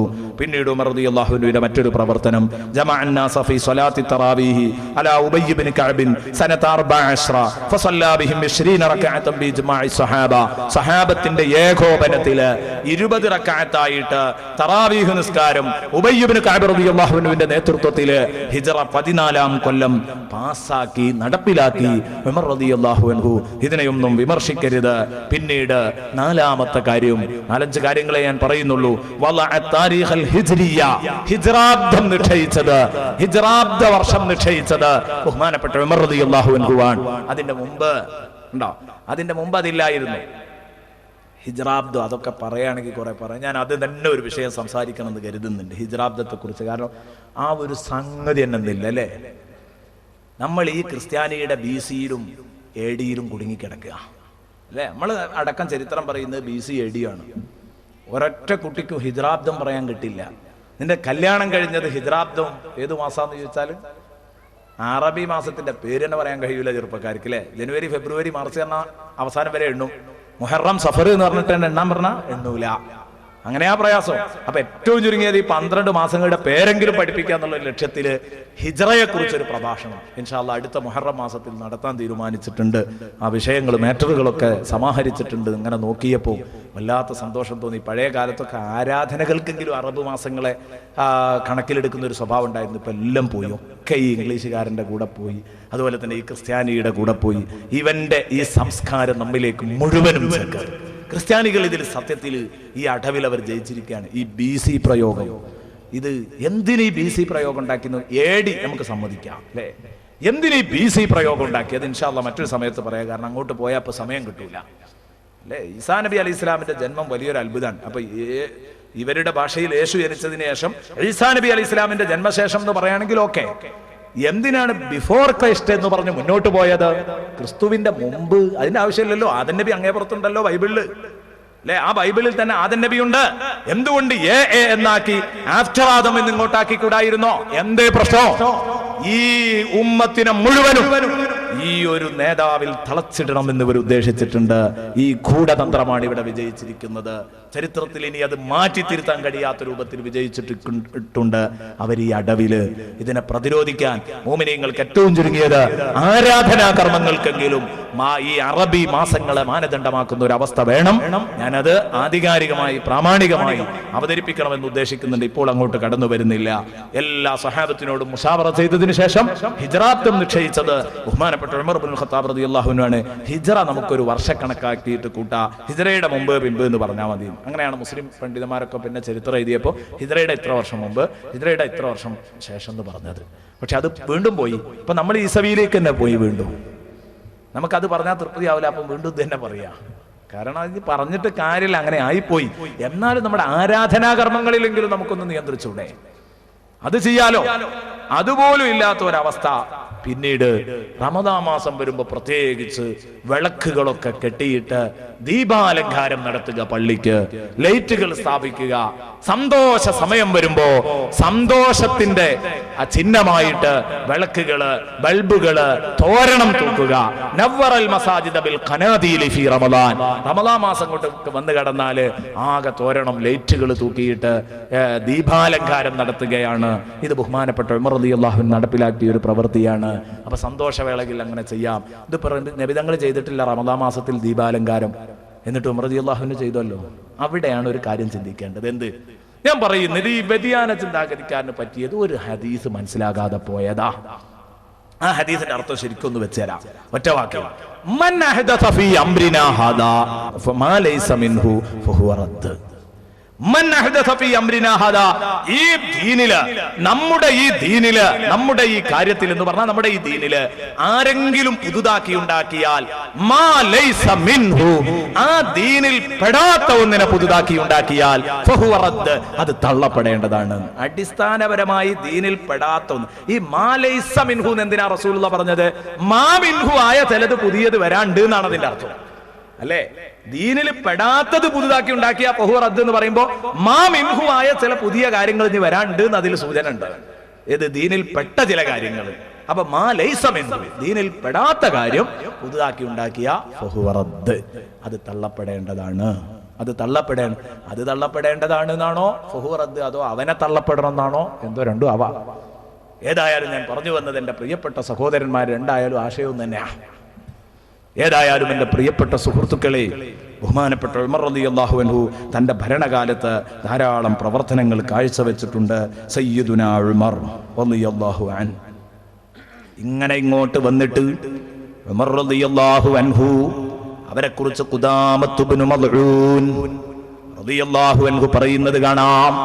ഖുദാമത്ത് ഇബ്നു മദ്ഊൻ റളിയല്ലാഹു അൻഹു പറയുന്നു, സയ്യിദുനാ ഉമർ ഇബ്നുൽ ഖത്താബ് റളിയല്ലാഹു അൻഹു ഉസ്മാൻ ഇബ്നു മദ്ഊനെ കണ്ടുമുട്ടി. എവിടെ വെച്ചാ കണ്ടത്? രണ്ടാളും വാഹനപ്പുറത്താണ്. അങ്ങനെ ഉമർ റളിയല്ലാഹു അൻഹുവിന്റെ വാഹനവും ഉസ്മാൻ ഇബ്നു മദ്ഊന്റെ വാഹനവും തമ്മിൽ ഉരസി ഒരു ഇടവഴിയിലൂടെ കടന്നു പോകുകയാണ്. ഒരാൾ ഇങ്ങോട്ട് വരുന്നു, ഒരാൾ അങ്ങോട്ട് പോകുന്നു.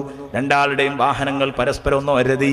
ആ ഒരതിയപ്പോ ബഹുമാനപ്പെട്ട ഉസ്മാൻ റളിയല്ലാഹു അൻഹു ഉസ്മാൻ ഇബ്നു മദ്ഊൻ റളിയല്ലാഹു അൻഹുവിന്റെ കാലൊരൽപ്പം വേദനിച്ചു. അതിന്റെ ഉള്ളിൽ കുടുങ്ങിയിട്ട് ഈ വാഹനങ്ങൾ പരസ്പരം ജാമാക്കുന്നതിൽ ഈ കുതിരകൾ തമ്മിൽ പരസ്പരം അങ്ങോട്ട് ജാമായപ്പം കാലതിന്റെ ഉള്ളിൽ കുടുങ്ങി, ഒന്ന് വേദനിച്ചു. സന്തോഷപൂർവം റസൂലുള്ളാഹി മുന്നിലുണ്ട്, ഇവര് പിന്നിലാണ്. ഈ യാത്രയിൽ പരസ്പരം ഇങ്ങനെ തിരക്കി ചെറിയൊരു വേദനയുണ്ടായപ്പം ഉസ്മാൻ ഇബ്നു മദ്ഊൻ പറഞ്ഞു, ഔജഅതനീ യാ ഗൽകൽ ഫിത്ന, ഫിത്ന കൊട്ടിയടക്കുന്നവനെ, ഫിത്നക്ക് സാക്ഷിയിടുന്നവനെ, നീ എന്നെ വേദനിപ്പിച്ചല്ലോ. ഉമർ റളിയല്ലാഹു അൻഹുവിനോട് പുതിയൊരു പേര് വിളിച്ചു ഉമർ റളിയല്ലാഹു അൻഹുവിനെ. അപ്പോ ആ വികാരത്തിൽ, ആ വേദനയിലാണ്ട് വിളിച്ചതാ, യാ ഗൽകൽ ഫിത്ന, ഫിത്ന അടച്ചു പൂട്ടുന്നവനെ. നേരെ അതിന്റെ അർത്ഥതാ. അപ്പൊ ഉമർ റളിയല്ലാഹു അൻഹു ചോദിച്ചു, അല്ല വാഹനങ്ങളൊക്കെ ചെന്ന് നിർത്തിയതിന് ശേഷം, അത് സന്തോഷപ്രകാരം, വേദനയായാലും ഉണ്ടാവില്ല സന്തോഷത്തിന് എന്തെങ്കിലുമൊക്കെ ഒരു വാക്ക്, ആ സന്തോഷത്തിന് സ്നേഹപുരസരം പറഞ്ഞതാ. അങ്ങനെ വാഹനമൊക്കെ ഇറങ്ങിയതിന്റെ ശേഷം ചോദിച്ചു, അല്ല നീ എന്നെ പുതിയൊരു പേര് വിളിച്ചല്ലോ, യാ അബസായിം മാ ഹാദൽ ഇസ്മുൽ ലദീ സമ്മൈതനി, നീ ഇന്ന് എനിക്കിട്ട പേരേതാ? പുതിയ പുതിയ പേര് ഇങ്ങനെ വരാൻ പറ്റില്ല. ഇന്ന് യാ ഗൽകൽ ഫിത്ന എന്ന് വിളിച്ചു. ഇതെന്താ? ഉടനെ തന്നെ ഉമർ റളിയല്ലാഹു അൻഹുവിനോട് ഉസ്മാൻ ഇബ്നു മദ്ഊൻ പറയാൻ, ലാ വല്ലാഹ്, അല്ലാഹുവാണ് സത്യം, ഞാൻ വിളിച്ച പേരല്ല.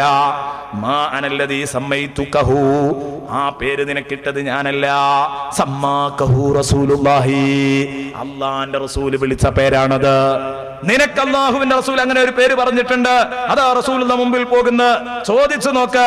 വനഹ്നു ജുലൂസും മഅ റസൂലില്ലാഹി സ്വല്ലല്ലാഹു അലൈഹി വസല്ലം, ഞങ്ങൾ ഒരിക്കൽ നബിയോടൊപ്പം ഇരിക്കുമ്പോ ഫഖാല, നബി തങ്ങള് നിങ്ങൾ ഇങ്ങോട്ട് കടന്നു വരുമ്പോ നബി തങ്ങൾ പറഞ്ഞു, ഹാദാ ഗൽഖുൽ ഫിത്ന, ഹാദാ ഗൽഖുൽ ഫിത്ന, ഹാദാ ഗൽഖുൽ ഫിത്ന. ഇത് ഫിത്ന അടിച്ചമർത്തുന്നയാളാണ്. മുഴുവൻ ഫിത്നകളും ഏത് ഭാഗത്തുനിന്ന് കുഴപ്പം വരികയാണെങ്കിലും ആ കുഴപ്പത്തെ അടച്ചു പൂട്ടുന്ന മഹാനാണിത്. ഞങ്ങളോട് പറഞ്ഞിട്ടുണ്ട്, അല്ലാഹുവിന്റെ റസൂൽ പറഞ്ഞിട്ടുണ്ട്, ഹാദാ ഗൽഖുൽ ഫിത്ന. അന്ന് മനസ്സിലാക്കിയതാണ്. നബി സല്ലല്ലാഹു അലൈഹി വസല്ലമ തങ്ങൾ എന്നിട്ട് ഇങ്ങനെ സൂചിപ്പിച്ചു, നിന്നെ ചൂണ്ടിയിട്ടാ പറഞ്ഞത്. ഹാദാ ഖൽഖുൽ ഫിത്ന വഅശാറ ബിയദിഹി ലാ യസാലു ബൈനകും വബൈനൽ ഫിത്നതി ബാബുൻ ഷദീദുൽ ഖൽഖ്. സാക്ഷയിട്ട് കൂട്ടിയ ഒരു വാതില് എന്നും ഫിത്ന വരാൻ, ഈ ഉമ്മത്തിലേക്ക് ഫിത്ന വരാൻ അനുവദിക്കാതെ ഉണ്ടാകും. ഹാദാ ബൈന ളുഹ്റാനിക്കും, നിങ്ങൾക്കിടയിൽ ഈ മഹാൻ ജീവിക്കുന്ന കാലത്തോളം സാക്ഷയിട്ട ഒരു വാതിലുണ്ടാകും. ആ വാതിൽ തുറന്നു കഴിഞ്ഞാൽ പിന്നെ ഫിത്നയായിരിക്കും. അത് ഉസ്മാൻ റളിയല്ലാഹു അൻഹുവിന്റെ അബ്ദത്തോടുകൂടെ നമ്മൾ കേൾക്കാനും പോകുന്നു. കണ്ടാ, ഉമർ റളിയല്ലാഹു അൻഹുവിന്റെ കാലത്ത് ഫിത്ന ഉണ്ടാകാൻ അനുവദിച്ചില്ല. കാരണം എന്താണ്? ആ ഫിത്ന അടച്ചുപൂട്ടിയത് ബഹുമാനപ്പെട്ട ഉമർ ഇബ്നുൽ ഖത്താബ് റളിയല്ലാഹു അൻഹു ആണ്. നബി സല്ലല്ലാഹു അലൈഹി വസല്ലം വിളിച്ച പേര് എത്ര ഭംഗിയുള്ള പേര്, ഖൽഖുൽ ഫിത്ന, ഫിത്നയുടെ സാക്ഷാൽ, ഫിത്ന അടച്ചുപൂട്ടുന്നയാള് എന്ന് മുഹമ്മദുർ റസൂലുള്ളാഹി സ്വല്ലല്ലാഹു അലൈഹി വസല്ലമ തങ്ങൾ. നോക്കൂ നിങ്ങൾ എൻ്റെ പ്രിയപ്പെട്ട സുഹൃത്തുക്കളെ, ബഹുമാനപ്പെട്ട അബ്ദുല്ലാഹി റളിയല്ലാഹു അൻഹു പറയാൻ, ഫുള്ളില ഉമറുന്നാസ ബിഅർബഅ, മറ്റു ജനങ്ങളെക്കാൾ ഉമർ റളിയല്ലാഹു അൻഹുവിന് 4 ബഹുമാനങ്ങളുണ്ട്. 4 ബഹുമാനം മാത്രമല്ല, ആ എണ്ണിയത് 4 എണ്ണമുണ്ട്. ഇനി ബാക്കി വേറെയുമുണ്ട്. അദ്ദേഹം പരിചയപ്പെടുത്തിയതായി പറയുന്നത്, ബിദിക്രിഹിൽ അസാറാ യൗമ ബദ്രിൻ ഫഅമറ ബിഖത്ലിഹിം. ബന്ദികളുടെ കാര്യത്തിൽ ബദ്ർ യുദ്ധത്തിൽ ബന്ദികളെ പിടിച്ചപ്പോ ഒരു കൂട്ടർ കൊല്ലണം എന്ന് പറഞ്ഞു. വലിയ സംഭവമാണ്, അതിലേക്കൊന്നും കടക്കുന്നില്ല. ബഹുമാനപ്പെട്ട സയ്യിദുനാ അബൂബക്കർ സിദ്ദീഖിനോട് ചോദിച്ചു, റസൂലുള്ളാഹി എന്ത് ചെയ്യണം അബൂബക്കറേ? അബൂബക്കർ റളിയല്ലാഹു അൻഹു പറഞ്ഞു, നബിയേ, ഇസ്ലാമിക ഫണ്ട് വളരെ ശുഷ്കിച്ച് കിടക്കുകയാണ്. നമുക്ക് വേണ്ടത് സാമ്പത്തിക ആസ്തി വേണം, അല്ലെങ്കിൽ പ്രസ്ഥാനത്തിന് ഇസ്സത്ത് കിട്ടില്ല. അതുകൊണ്ട് നമുക്ക് തൽക്കാലം ഇവരെ മോചനദ്രവ്യം വാങ്ങിയിട്ട് മോചിപ്പിച്ചു വിടാം, കൊല്ലണ്ട എന്ന് പറഞ്ഞു. ബഹുമാനപ്പെട്ട അബൂബക്കർ സിദ്ദീഖ് റളിയല്ലാഹു അൻഹു ഉമർ ഇബ്നുൽ ഖത്താബ് റളിയല്ലാഹു അൻഹുവിനോട് ചോദിച്ചപ്പോൾ പറഞ്ഞു, സിദ്ദീഖിന്റെ അഭിപ്രായം എനിക്കില്ല. എൻ്റെ അഭിപ്രായം എളാപ്പാന്റെ മക്കളാണ്, മൂത്താപ്പന്റെ മക്കളാണ്, മൂത്താപ്പയാണ്, എളാപ്പയാണ്, ഒക്കെ ശരിയാണ്. ഓരോരുത്തരുടെയും ബന്ധുവിന്റെ കയ്യിൽ വാള് കൊടുത്തിട്ട് മുറിക്കണം. ഉമർ റളിയല്ലാഹു അൻഹു കുറച്ച് കടുപ്പാണല്ലോ. ഉമർ റളിയല്ലാഹു അൻഹു കടുപ്പത്തിൽ തന്നെ തീരുമാനം പറഞ്ഞു. അതേ, ഈ തീരുമാനത്തിൽ നബി സല്ലല്ലാഹു അലൈഹി വസല്ലം പ്രായോഗിക തീരുമാനം എന്ന നിലക്ക് നിന്നത് സിദ്ദീഖിന്റെ തീരുമാനത്തോടൊപ്പമാണ്. കാരണം അതിന് വലിയ ഇസ്സത്തുണ്ടായിരുന്നു, അതിന് ആവശ്യവും ഉണ്ടായിരുന്നു. പക്ഷേ അള്ളാഹുവിന്റെ തീരുമാനം അതാ പിന്നീട് അള്ളാഹു റബ്ബുൽ ഇസ്സത്ത് അറിയിക്കുന്നു, അന്നാ ചെയ്തത് തെറ്റാണെന്നല്ല. കാരണം സഹാബത്തിന്റെ ഇജ്തിഹാദ് അത് തെറ്റാൻ പോകുന്നില്ല. അവരുടെ ഗവേഷണത്തിന്റെ ഫലങ്ങളാണ്, രണ്ടും ശരിയാണ്, 2 വീക്ഷണപ്രകാരമാണത്. എന്നിട്ട് അല്ലാഹു റബ്ബുൽ ഇസ്സത്ത് പറഞ്ഞു, ലൗലാ കിതാബും മിനല്ലാഹി സബഖ ലമസ്സകും ഫീമാ അഖദ്തും അദാബുൻ നദീർ. സൂറത്തുൽ അൻഫാൽ 68. എന്താ പറഞ്ഞത്? ലൗലാ കിതാബും മിനല്ലാഹി സബഖ, അല്ലാഹുവിൽ നിന്ന് നേരത്തെ ഒരു തീരുമാനം വന്നിട്ടില്ലായിരുന്നെങ്കിൽ, ഏത് ഇജ്തിഹാദിൽ പിഴച്ചാലും ശരിയായാലും കൂലിയാണ് എന്നത് അല്ലാഹുവിന്റെ ഒരു നിയമമാണ്. ഈ നിയമം നേരത്തെ ഇല്ലായിരുന്നെങ്കിൽ ലമാമസ്സകും ഫീമാ അഖദ്തും, നിങ്ങൾ പിടിച്ച ആ മോചന ദ്രവ്യത്തിന്റെ കാര്യത്തിൽ നിങ്ങളെ ബാധിക്കുമായിരുന്നു. അദാബുൻ നദീം, മഹത്തായ ശിക്ഷ, കഠിനമായ ശിക്ഷ തന്നെ നിങ്ങളെ ബാധിക്കുമായിരുന്നു. നിങ്ങൾ രക്ഷപ്പെട്ടു പോയത് എന്തുകൊണ്ടാണെന്നറിയോ? നിങ്ങൾ ഇജ്തിഹാദിൽ നാദിരീങ്ങളായ ഈ സ്വഹാബത്ത് ഇജ്തിഹാദിൽ പിഴച്ചാലും കൂലിയാ, ശരിയായാലും കൂലിയാൻ. ശരിയായവന് 2 കൂലിയാ, അല്ലാത്തവർക്കും കൂലിയുണ്ട്, ശിക്ഷയില്ല. ആ ഒരു നിയമം നേരത്തെ ഉള്ളതാണ്, ഇസ്ലാമിന്റെ അടിസ്ഥാന നിയമമാണ്. ലൗലാ കിതാബും മിനല്ലാഹി സബഖ ലമസ്സകും ഫീമാ അഖദ്തും അദാബുൻ നദീം. ഈ കാര്യത്തിൽ ഉമർ റളിയല്ലാഹു അൻഹു പറഞ്ഞതാണ് ഖുർആൻ ശരിവെക്കുന്നത്. കഴിഞ്ഞില്ല.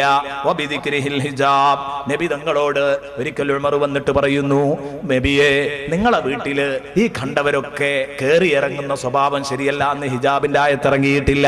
ഉമ്മഹാത്തുൽ മുഅ്മിനീനോട് അവരോട് മര്യാദപൂർവ്വം മറഞ്ഞിരിക്കാൻ പറയണം. നിങ്ങളെ വീട്ടില് അതാ നിങ്ങളുടെ ഭാര്യമാർക്ക് നല്ല അടക്കത്തോടു കൂടെ ഇരിക്കട്ടെ. അവർ ഈ ഉമ്മത്തിന്റെ ബീവിമാരാണ്, ഈ ഉമ്മത്തിന്റെ ഉമ്മഹാത്തുൽ മുഅ്മിനീനാണ്. മുഅ്മിനീങ്ങളുടെ മാതാക്കളാണ്, അവർ ഹിജാബ് പാലിക്കണം എന്ന് ബഹുമാനപ്പെട്ട ഉമർ ഇബ്നുൽ ഖത്താബ് റളിയല്ലാഹു അൻഹു പറഞ്ഞു. ആ സമയത്ത് സൈനബ ബീവിക്ക് അത് അത്ര തന്നെ രസിച്ചില്ല.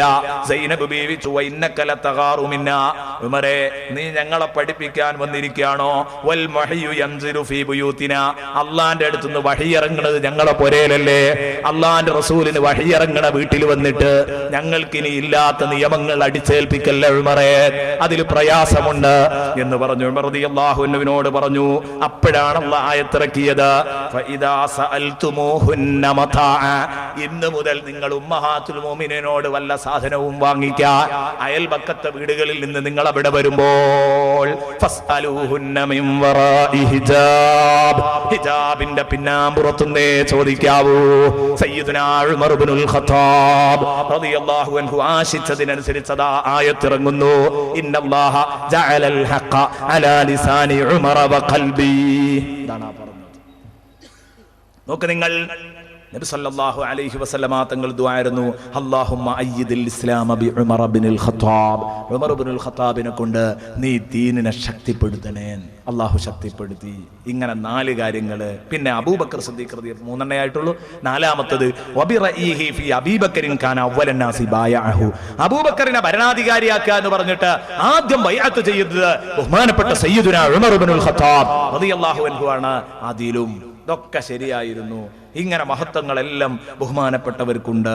കഴിഞ്ഞില്ല എൻ്റെ പ്രിയപ്പെട്ട സഹോദരന്മാരെ, ഒരുപാട് സംഗതികൾ ഇനിയും എൻ്റെ പ്രിയപ്പെട്ട സുഹൃത്തുക്കളുമായിട്ട് ഈ വിഷയത്തിൽ നിങ്ങളോടൊപ്പം പങ്കുവെക്കാനുണ്ട്.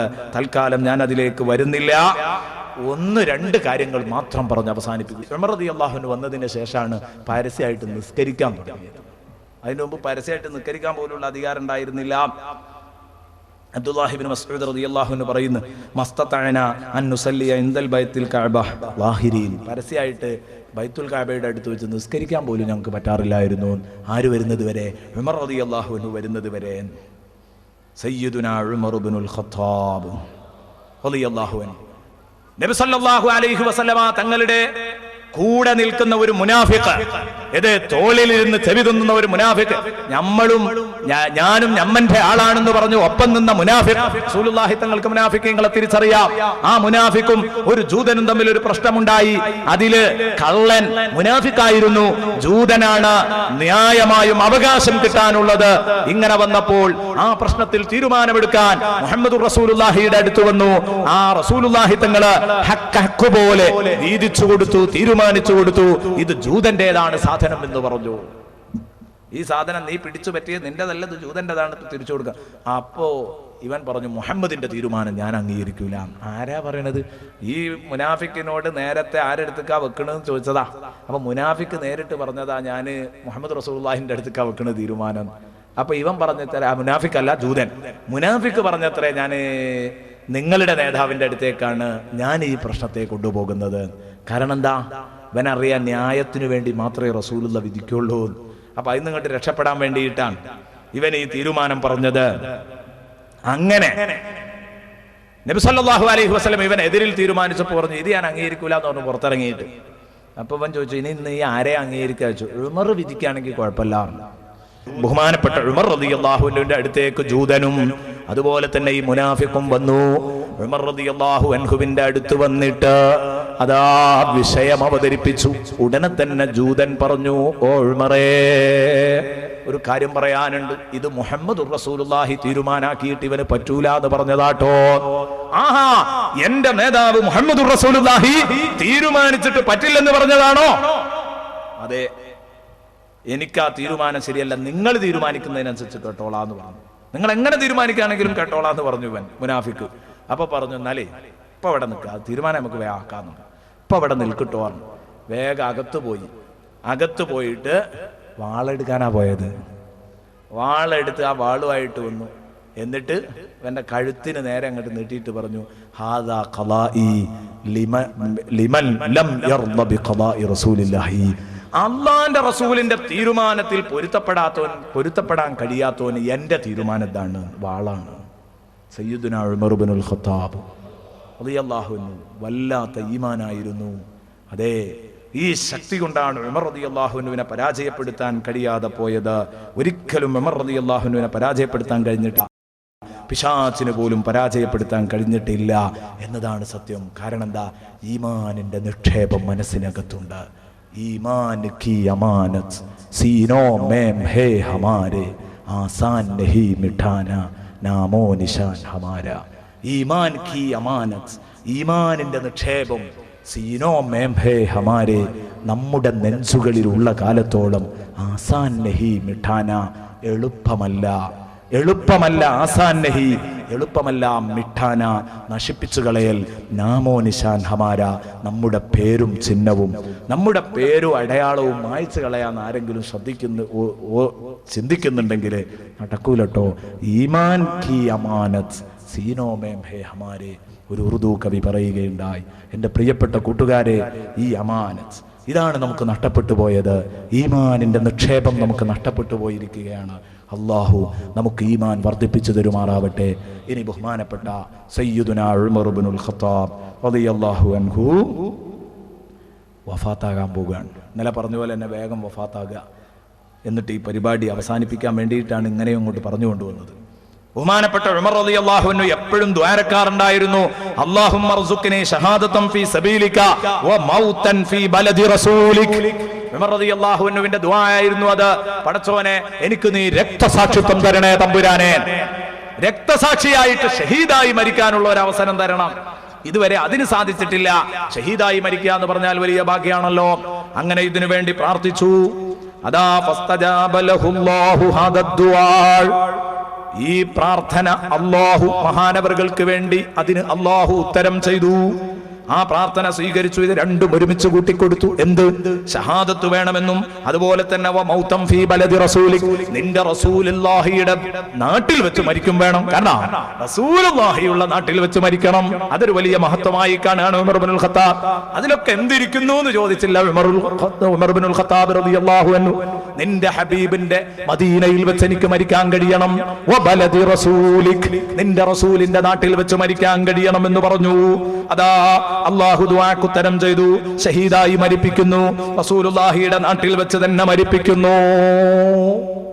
ലാ ഉഖ്സിമു ബിഹാദൽ ബലദ് വഅൻത ഹില്ലും ബിഹാദൽ ബലദ്. നബിയേ, നിങ്ങൾ ഈ നാട്ടിൽ ഇറങ്ങിയിരിക്കെ, നിങ്ങൾ ഈ നാട്ടിൽ കാല് വെച്ചിരിക്കെ, ഈ നാട്ടിനെ കൊണ്ട് സത്യം ചെയ്യാൻ എന്തുകൊണ്ടും അവകാശമുണ്ട്. ഖുർആൻ അങ്ങനെയല്ലേ പറഞ്ഞത്?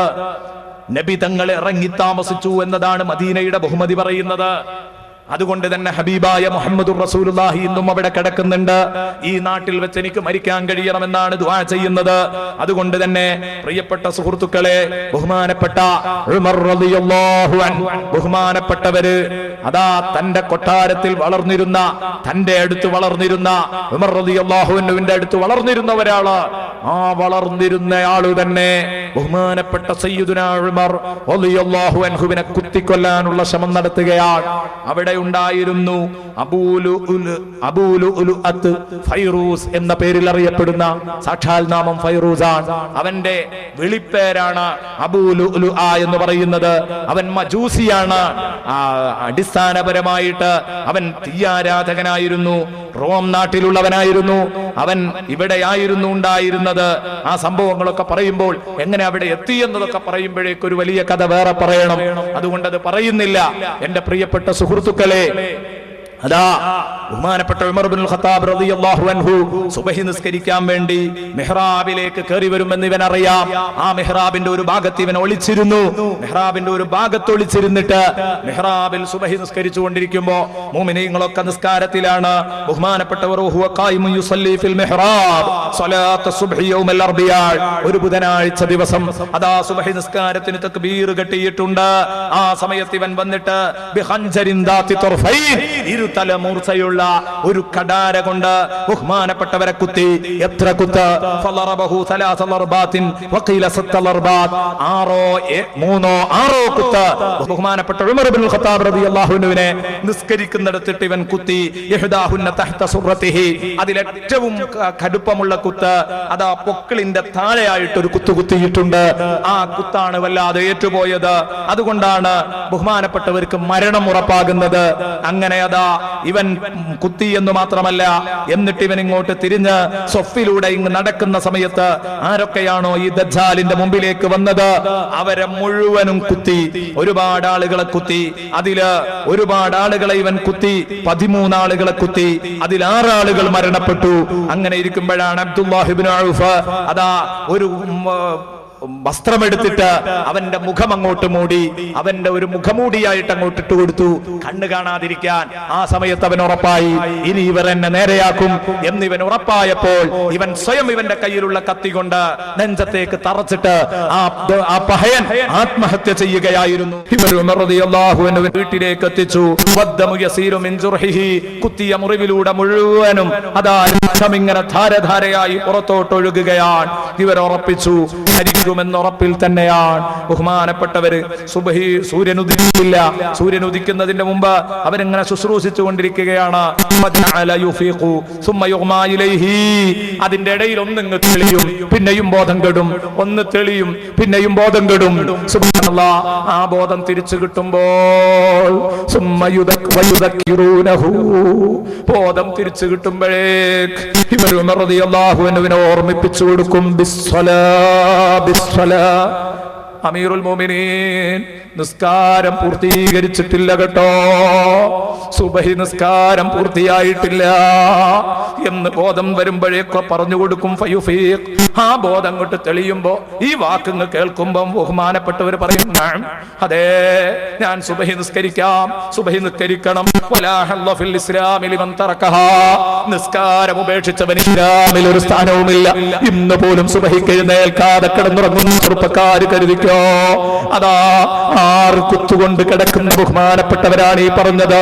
എന്റെ പ്രിയപ്പെട്ട പെങ്ങളെ, അസുറും കൂട്ടിയടിക്കുന്ന പെങ്ങളെ, അതുപോലെ തന്നെ മഗ്രിബിന് കുപ്പായമിട്ടിട്ട് ദുഹുറും അസുറും മഗ്രിബും ഒക്കെ ഒരുമിച്ച് നിസ്കരിക്കുന്ന പെങ്ങന്മാരെ, പല നിസ്കാരങ്ങളും വിട്ടുകളയുന്നവരെ, സഹോദരന്മാരെ, ചെറുപ്പക്കാരികളെ കരുതിക്കട്ടോ. ദീനിലെ ഒന്നാമത്തെ ആ നാളെ പരലോകത്ത് വെച്ച് ആദ്യമായി ചോദ്യം ചെയ്യപ്പെടുന്ന ഈ നിസ്കാരത്തിന്റെ കാര്യത്തില് നിങ്ങൾ അമാന്തം കാണിക്കരുത്. ഈ നിസ്കാരം കൊണ്ട് കൊണ്ടാടരുത്. നേരത്തെ നിസ്കരിക്ക് പ്രിയപ്പെട്ട ചെറുപ്പക്കാരാ, എന്റെ പ്രിയപ്പെട്ട ചെറുപ്പക്കാരി, നിങ്ങൾക്കുള്ള ആവേശം ഇതായി മാറട്ടെ. സിദ്ദീഖ് റളിയല്ലാഹു അൻഹു അങ്ങനെ അതാ ഒരു പട തന്നെ വന്നിങ്ങനെ കണ്ടുപോവുകയാണ്. ലൈനായിട്ട് നിന്നിട്ട് തങ്ങളുടെ നേതാവിനെ അവസാന കാഴ്ചയൊന്ന് കാണാൻ വേണ്ടി ഓരോരുത്തരും ഇങ്ങനെ വരികയാണ്. അപ്പോഴാണ് നിസ്കാരത്തിന്റെ കാര്യം പറഞ്ഞു. എന്നിട്ടോ ബഹുമാനപ്പെട്ടവര് അതേ സമയത്ത് തന്നെ, സമയം പോയിട്ടില്ല, ഞാൻ പറഞ്ഞല്ലോ സുബഹി സൂര്യൻ ഉദിച്ചിട്ടില്ല, അതിന്റെ മുമ്പായി അതേ നിസ്കരിക്കേണ്ടതാണ്. നിസ്കരിക്കാത്തവന് ദീനിൽ ഒരു അവകാശവുമില്ല, ഒരംശവും അവന് ലഭിക്കില്ല എന്ന് പറഞ്ഞിട്ട് എഴുന്നേറ്റ് കഴിയും പോലെ നിസ്കരിച്ചു. അതാ എന്റെ പ്രിയപ്പെട്ട സുഹൃത്തുക്കളെ, ആ കുത്ത് കിട്ടിക്കിടക്കുന്ന ഉമർ റളിയല്ലാഹു അൻഹുവിന്റെ നിസ്കാരത്തെ കുറിച്ചൊന്ന് ആലോചിച്ചു നോക്ക്. നമ്മൾ സുഖമായി അതാ നമ്മൾ ഉറങ്ങുകയാണ്, കൂർക്കം വലിച്ചുറങ്ങുകയാണ്. തൊഴുത്തിലുള്ള പോത്തും നമ്മളും സമമാണ് ഈ വിഷയത്തില്. നമ്മൾ യാതൊരു പ്രശ്നവുമില്ലാതെ ഉറങ്ങിക്കൊണ്ടിരിക്കുകയാണ്. എന്നാൽ പ്രിയപ്പെട്ട സുഹൃത്തെ, ഈ കാര്യത്തിൽ ഒരല്പം നമുക്ക് ബോധം വേണം. പോത്ത് എന്ന് പറഞ്ഞത് കേവലം നമുക്ക് മനസ്സിലാകാൻ വേണ്ടി പറഞ്ഞതാണ്. പോത്ത് അല്ലാഹുവിനെ അനുസരിക്കുന്നുണ്ട്, ആട് അല്ലാഹുവിനെ അനുസരിക്കുന്നുണ്ട്, കോഴി അല്ലാഹുവിനെ അനുസരിക്കുന്നുണ്ട്, ഒക്കെ അനുസരിക്കുന്നുണ്ട്. അത് വേറെ കേസ്. ഞാൻ നമുക്ക് തിരിയാൻ വേണ്ടി പറഞ്ഞു എന്ന് മാത്രം.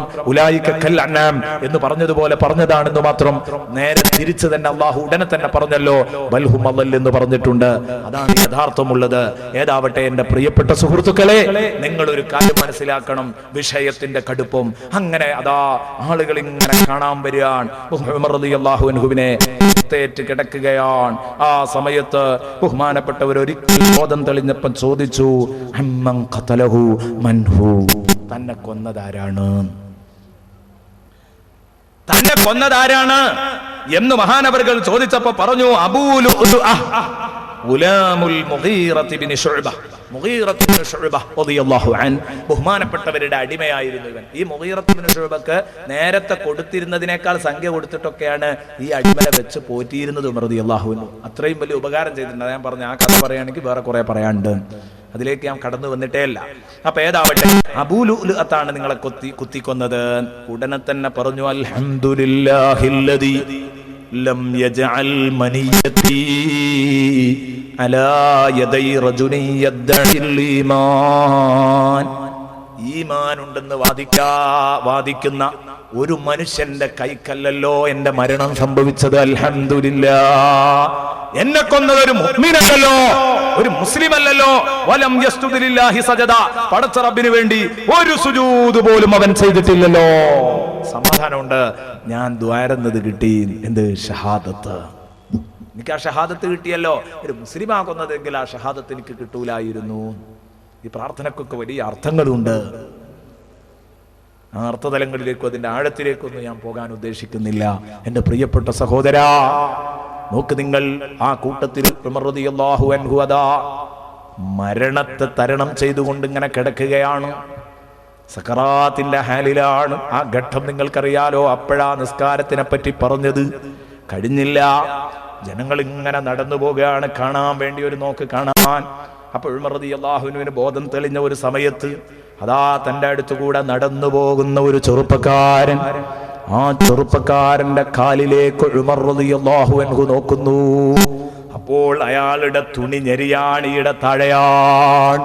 ഉടനെ തന്നെ സയ്യിദുനാ ഉമർ ഇബ്നുൽ ഖത്താബ് റളിയല്ലാഹു അൻഹു പറഞ്ഞു, ഇർഫഅ സൗബക യാ അഖി, എന്റെ പ്രിയപ്പെട്ട സുഹൃത്തെ, ആ മുണ്ട് ഒന്ന് പൊക്കിയെടുക്കടാ, നരകത്തിലാണ് കേട്ടോ ഞെരിയാണിന്റെ താഴെയുള്ള മുണ്ട്.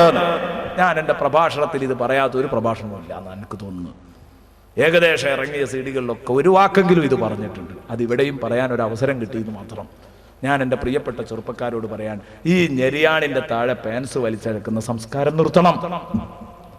വൈക്കം മുഹമ്മദ് ബഷീർ പറഞ്ഞതുപോലെ ഈ ചൂൽ പാൻറ്റുകളാകുന്ന പരിപാടി നമ്മൾ നിർത്തണം. നമ്മൾ ഫുട്പാത്തിലുള്ള കഫവും മലവും മൂത്രവും ഒക്കെ എടുത്ത് ഇങ്ങനെ പോകുന്ന തോട്ടികളാകരുത്. ഇതുകൊണ്ട് എന്താ ഉള്ളത്? അവന്റെ മുഖത്തേക്കല്ല നോക്കൂല എന്ന് പറഞ്ഞില്ലേ?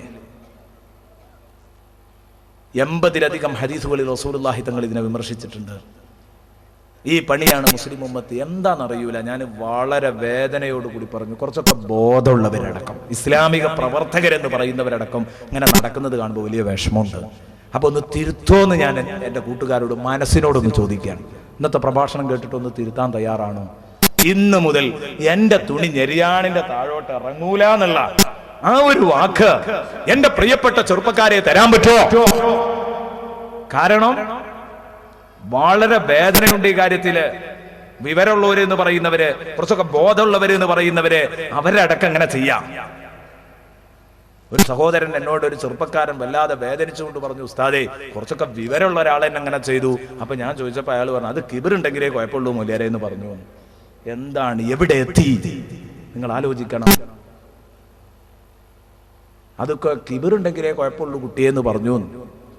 ആരാ പറയുന്നത്? വിവരമുള്ളവര്. അപ്പൊ അതുകൊണ്ട് ഞാൻ പറയാണ്, വളരെ ഗൗരവത്തിൽ കണ്ടോളൂ, വിഷയത്തെ ചെറുതായി കാണണ്ട. സയ്യിദുനാ ഉമർ എന്താണെന്നറിയ, ഈ ഹദീസിൽ കിബിറ് എന്ന് പറഞ്ഞിട്ടുണ്ട്. എന്താ പറയുക, ഞങ്ങള് ഞെരിയാണ്ട തായോട്ട് മുണ്ട് ഇറക്കൽ കിബിറാണെന്നാണ് പറഞ്ഞതിന്റെ അർത്ഥം. കിബിറ് കാട്ടി വലിച്ചേക്കുന്നവൻ നരകത്തിൽ കടക്കും എന്ന് പറഞ്ഞതിന്റെ അർത്ഥം അതിന്റെ താഴോട്ട് പോകൽ കിബിറാണ്, അങ്ങനെ ചെയ്തുകൂടാ, ഇതാണ് ഈ പറഞ്ഞതിന്റെ അർത്ഥം. പിന്നെ അറിയാതെ ഇറങ്ങി പോകുന്നതിന് കുറ്റമല്ല, അത് ശരി. പക്ഷെ ഇത് നമ്മൾ ഉടുക്കണേനെ അങ്ങനെയാണ്. നമ്മളെ പാൻസിന്റെ നീളം തന്നെ അത്രയാണ്. എന്തുകൊണ്ടൊന്നും മുറിച്ചുകൂടാ? നിങ്ങൾ എൻ്റെ കൂടെ വന്നാൽ ഞാൻ കാണിച്ചു തരാം. ഒരുപാട് ഡോക്ടർമാര്, ഒരുപാട് എഞ്ചിനീയർമാര്, ഒരുപാട് നല്ല നല്ല വിദ്യാസമ്പന്നരായ എഡ്യൂക്കേറ്റഡ് ആയ ധാരാളം ആളുകളെ ഞാൻ നിങ്ങൾക്ക് ചൂണ്ടിക്കാണിച്ചു തരാം, അല്ല തൊട്ട് കാണിച്ചു തരാം. അവര് ഞെരിയാണിന്റെ മുകളിലാണ് അവർ പാൻസ് ഉടുത്തത്. എന്നിട്ട് അവരെ ആരും കളിയാക്കുന്നില്ലല്ലോ, അവരെ ആരും പരിഹസിക്കുന്നില്ലല്ലോ, അവരുടെ അടുത്തേക്ക് ആരും രോഗത്തിന് ചികിത്സയ്ക്ക് അല്ലാതിരിക്കുന്നില്ല, അവരൊരു അന്തംഗമികളായിട്ട് ആരും ചിത്രീകരിക്കുന്നുമില്ല. നമുക്ക് മാത്രം തോന്നുകയാണ് പാൻസ് കുറച്ച് നീളം കുറഞ്ഞാൽ അതൊരു മാനക്കേടാ. ഉസ്താദേ, പിന്നെ പാൻസ് ഉടുക്കണോ? അങ്ങനെ ചെറുപ്പക്കാരിപ്പോൾ അങ്ങനെ ചോദിക്കുക, ഞാനിത് പറഞ്ഞാൽ പിന്നെ പാൻസ് ഉടുക്കണോ ഉസ്താദേ? നീളല്ലെങ്കിൽ പിന്നെ പാൻസ് ഉടുക്കണം. മുസൽമാന്റെ പാൻസ് അത്രേ ഉണ്ടാകാൻ പറ്റുള്ളൂ പാൻസ് ഉടുക്കുകയാണെങ്കിൽ. തുണിയാണെങ്കിലും അങ്ങനെ തന്നെയാണ്. മുതലാളിമാരൊക്കെ തുണിയാണ്ട് അഴിച്ചിട്ടുണ്ടെങ്കിൽ ഇത്ര മാർബിൾ തറയിൽ ഇങ്ങനെ വിരിഞ്ഞ് കിടക്കണം. അത് റോട്ടിലാണെങ്കിൽ റോട്ടിൽ. എവിടെയൊക്കെയാണ് ഇത്? ബസ് സ്റ്റാൻഡിലൊക്കെ എന്തൊക്കെ സാധനം ഉണ്ടാവും, അവിടെയൊക്കെ ഇങ്ങനെ വലിച്ച് അഴിച്ചിങ്ങനെ നടക്കും. ഞാൻ പറയും, ഇത്തരം ആളുകളെ കഴിയുമെങ്കിൽ നിങ്ങൾ ഉമർ ഇബ്നു ഖത്താബിന്റെ ഭരണം നിങ്ങൾക്ക് നടത്താൻ കഴിയുമെങ്കിൽ പള്ളിന്റെ മുറ്റത്ത് ഇങ്ങനെ നിന്നിട്ട് അടിച്ചിങ്ങനെ വിടണം. അതിനിപ്പോ പറ്റാത്തത് കൊണ്ടാണല്ലോ. എന്താ കാരണം? പള്ളി മുഴുവൻ ഇവരെ ഇരപ്പാക്കുകയാണ്, അല്ലേ? ലാ യഖ്ബലുല്ലാഹു സ്വലാത്ത മുസ്ബിലിൻ നിസാറ, മുണ്ട് വലിച്ചഴച്ച് നിസ്കരിക്കുന്നവന്റെ നിസ്കാരം അല്ലാഹു സ്വീകരിക്കില്ല എന്നാ പറഞ്ഞത്. മുണ്ട് വലിച്ചഴക്കുന്നവന്റെ നിസ്കാരം എങ്ങനെയാ പറഞ്ഞു? സ്വീകരിക്കൂല അല്ലാഹു. അബൂ ദാവൂദ് റിപ്പോർട്ട് ചെയ്ത ഹദീസാണ്. എന്താ അതിന്റെ കാരണം? ഷർത്തൊക്കാത്ത നിസ്കാരം സ്വീകരിക്കൂല. നിസ്കാരത്തിന് നമ്മൾ 2ാം ക്ലാസ്സിൽ പഠിച്ച ഷർത്തല്ലേ, നിസ്കരിക്കുന്നവന് ദേഹശുദ്ധി വേണം, നിസ്കരിക്കുന്നവന്റെ വസ്ത്രം, ശരീരം, സ്ഥലം നജസിൽ നിന്ന് ശുദ്ധിയായിരിക്കണം. ഇത് 3 നജസാകും ഈ ചങ്ങായിനെ കൊണ്ടുണ്ടാകലതാ. കാരണം ഇപ്പം വന്നിട്ട് ഔദുംകരക്കൊന്ന് ഒതുവെടുത്ത് ആ വെള്ളമൊക്കെ നനഞ്ഞ് അപ്പോ ഇത്ര നീളത്തിൽ ഇത് മുഴുവനും ചളിയായിരിക്കും. ചാണകവും കാഷ്ടവും മൂത്രവും പശുവിന്റെ കാഷ്ടവും മൂത്രവും എല്ലാം കൂടെ ചേർന്നതായിരിക്കും. അതിലൂടെ ഇവൻ നടന്നു വന്നത്. എന്നിട്ട് ഇത് ഇവന് എല്ലാം കൂടി തെരച്ച് വെച്ചൊന്ന് മടക്കി വെച്ച് നിക്കരിക്കുക. ഏത് ഈ നനഞ്ഞ ഈ കെട്ടുമായിട്ട് അങ്ങനെ നിക്കരിക്കുമ്പോൾ വന്ന് നിൽക്കുമ്പോൾ അവനെ നിൽക്കാനും ശരിയാവൂല. കാരണം എൻ്റെ ശരീരത്തിലും നജസുണ്ട്, വസ്ത്രത്തിലും നജസുണ്ട്. പിന്നെ മൂപ്പരൊന്ന് സുജൂദിന്റെ ഇടയിലുള്ള ഇരുത്തൊക്കെ കഴിഞ്ഞിട്ടുണ്ട് എണീക്കുകയാണെങ്കിൽ ഇപ്പൊ പള്ളിയരപ്പായി. ഇതാണ് ഇതുകൊണ്ടൊക്കെ ഉണ്ടായിത്തീരുന്നത്. അതുകൊണ്ട് ഞാൻ പറയും, മാപ്പിളയുടെ ഡ്രസ്സ് ധരിക്കണം. ഉമർ റളിയല്ലാഹു അൻഹു ആ പറഞ്ഞതെങ്കിലും നിങ്ങൾക്കൊന്നും ഉൾക്കൊള്ളാൻ കഴിയൂല. എപ്പോഴാണ് ആ പറഞ്ഞതെന്ന് ആലോചിക്കണം. നിസ്കാരത്തിന് കണ്ട അതേ ഗൗരവം അല്ലേ? മോനെ ആ തുണി ഒന്ന് കുറച്ചു പൊക്കിയെടുക്ക്. വെറുതെയാണോ ഉമർ റളിയല്ലാഹു അൻഹു പറഞ്ഞത്? എന്റെ ഹോബി അൽ-അംറു ബിൽ മഅറൂഫി വൻ-നഹ്യു അനിൽ മുൻകർ. ഞാൻ പറഞ്ഞിട്ടില്ല, 4 ഖലീഫമാർ 3 വീതം ഹോബി പറഞ്ഞിട്ടുണ്ട്. ഓരോരുത്തരുടെയും ഹോബി ഹുബ്ബിബ ഇലയ്യ ഹുബ്ബിബ ഇലയ്യ ഹുബ്ബിബ ഇലയ്യ. ഇൻഷാ അല്ലാഹ് ഏതെങ്കിലും ഒരു ദിവസം ഞാൻ പറയാം. കൂട്ടി പറയാം, ആരുടെയെങ്കിലും ഒന്നിന് ചേർത്താൽ മതി. 4 ആളും ഒരുമിച്ച് പറയുന്നുണ്ട്. അതിൽ തൻ്റെ ഹോബി പറഞ്ഞത്, എനിക്ക് ഏറ്റവും ഇഷ്ടമുള്ള താല്പര്യമുള്ള കേസ് അത് അൽ-അംറു ബിൽ മഅറൂഫി വൻ-നഹ്യു അനിൽ മുൻകർ. നന്മ കൊണ്ട് കൽപ്പിക്കുക, തിന്മയെ തൊട്ട് വിരോധിക്കുക എന്നാണ്. അങ്ങനെ മഹാനവർകൾ തെളിഞ്ഞ സമയത്ത് മഹാനവർകൾ പറഞ്ഞു, ഭരണം ഞാൻ 6 ആളുകളെ ഏൽപ്പിക്കുകയാണ്. 6 ആളുകളെ ഏൽപ്പിക്കുകയാണ്. അതിൽ നിന്ന് അവർ മുഷാവറ കൂടിയിട്ട് ഒരാളെ തെരഞ്ഞെടുക്കട്ടെ. 6 ആളിൽ ഞാൻ ഭരണത്തെ ഏൽപ്പിച്ചു പോവുകയാണ്. റസൂലുള്ളാഹി തങ്ങൾ ആരെയും നിശ്ചയിക്കാതെ പോയി. അപ്പൊ ആരെയും നിശ്ചയിക്കാതെ വേണമെങ്കിൽ പോകാം, ഉമർ റളിയല്ലാഹു അൻഹു പറഞ്ഞു. എന്നാലോ എന്റെ മുമ്പത്തെ ഖലീഫ സിദ്ദീഖ് റളിയല്ലാഹു അൻഹു എന്നെ നിർണയിച്ചും പോയി. അപ്പൊ നിർണയിച്ചും പോക, രണ്ടിനും മാതൃകയുണ്ട്. അതുകൊണ്ട് തീരെ നിർണയിച്ചില്ല എന്നും പറയണ്ട, നാം നിർണയിച്ചും പറയണ്ട. നബിതങ്ങളുടെ സുന്നത്തും വേണം. എനിക്ക് 6 ആളെ പറഞ്ഞു കൊടുത്തു, അതിലൊരാളെ അടുത്ത ഖലീഫയാക്കിക്കോ എന്ന് പറഞ്ഞു. ആ 6 ആളാരാ? ഒന്ന് ഉസ്മാൻ, ഉറക്കച്ചൊല്ലിക്കോ, അലി, ത്വൽഹ, സുബൈർ, അബ്ദുറഹ്മാൻ, സഅദ് ഇബ്നു അബീ വഖാസ് റളിയല്ലാഹു അൻഹു. ഇവരായിരുന്നു ഈ ആളുകള്. ഈ 6 ആളുകളെ ഏൽപ്പിച്ചിട്ട് പറഞ്ഞു, ഇവർ തീരുമാനിക്കട്ടെ ആരാവണമെന്ന്. എന്നിട്ട് തന്റെ മകനോട് പറഞ്ഞു, ഉമർ റളിയല്ലാഹു അൻഹു തന്റെ മകനോട് പറഞ്ഞു, മോനെ കടം വീട്ടണം. പോരാ, തെളിഞ്ഞതാണല്ലോ, അപ്പോഴൊന്നും എന്തായിട്ടില്ല, മരണപ്പെട്ടിട്ടില്ല, വഫാത്തായിട്ടില്ല. 3 ദിവസം കഴിഞ്ഞതിന്റെ ശേഷമാണ് ബഹുമാനപ്പെട്ടവര് വഫാത്താകുന്നത്. ആ സമയത്ത് കിടക്കുന്ന സമയത്ത് ബഹുമാനപ്പെട്ട ബീവി ആയിഷ റളിയല്ലാഹു അൻഹാ അവരുടെ അടുത്ത് പോകാൻ വേണ്ടി പറയുന്നു. എന്നിട്ട് പറയുന്നു, യഖറഉ അലൈകി ഉമറുസ്സലാം. നിങ്ങൾ അവിടെ കിടന്നിട്ട് അവിടെ ചെന്നിട്ട് പറയണം, ഉമർ നിങ്ങളോടൊരു സലാം പറയുന്നുണ്ട്. യഖറഉ അലൈകി ഉമറുസ്സലാം വലാ തഖുൽ അമീറുൽ മുഅ്മിനീൻ. അമീറുൽ മുഅ്മിനീൻ എന്ന് പറയരുത് ട്ടോ. അമീറുൽ മുഅ്മിനീൻ നിങ്ങൾക്ക് സലാം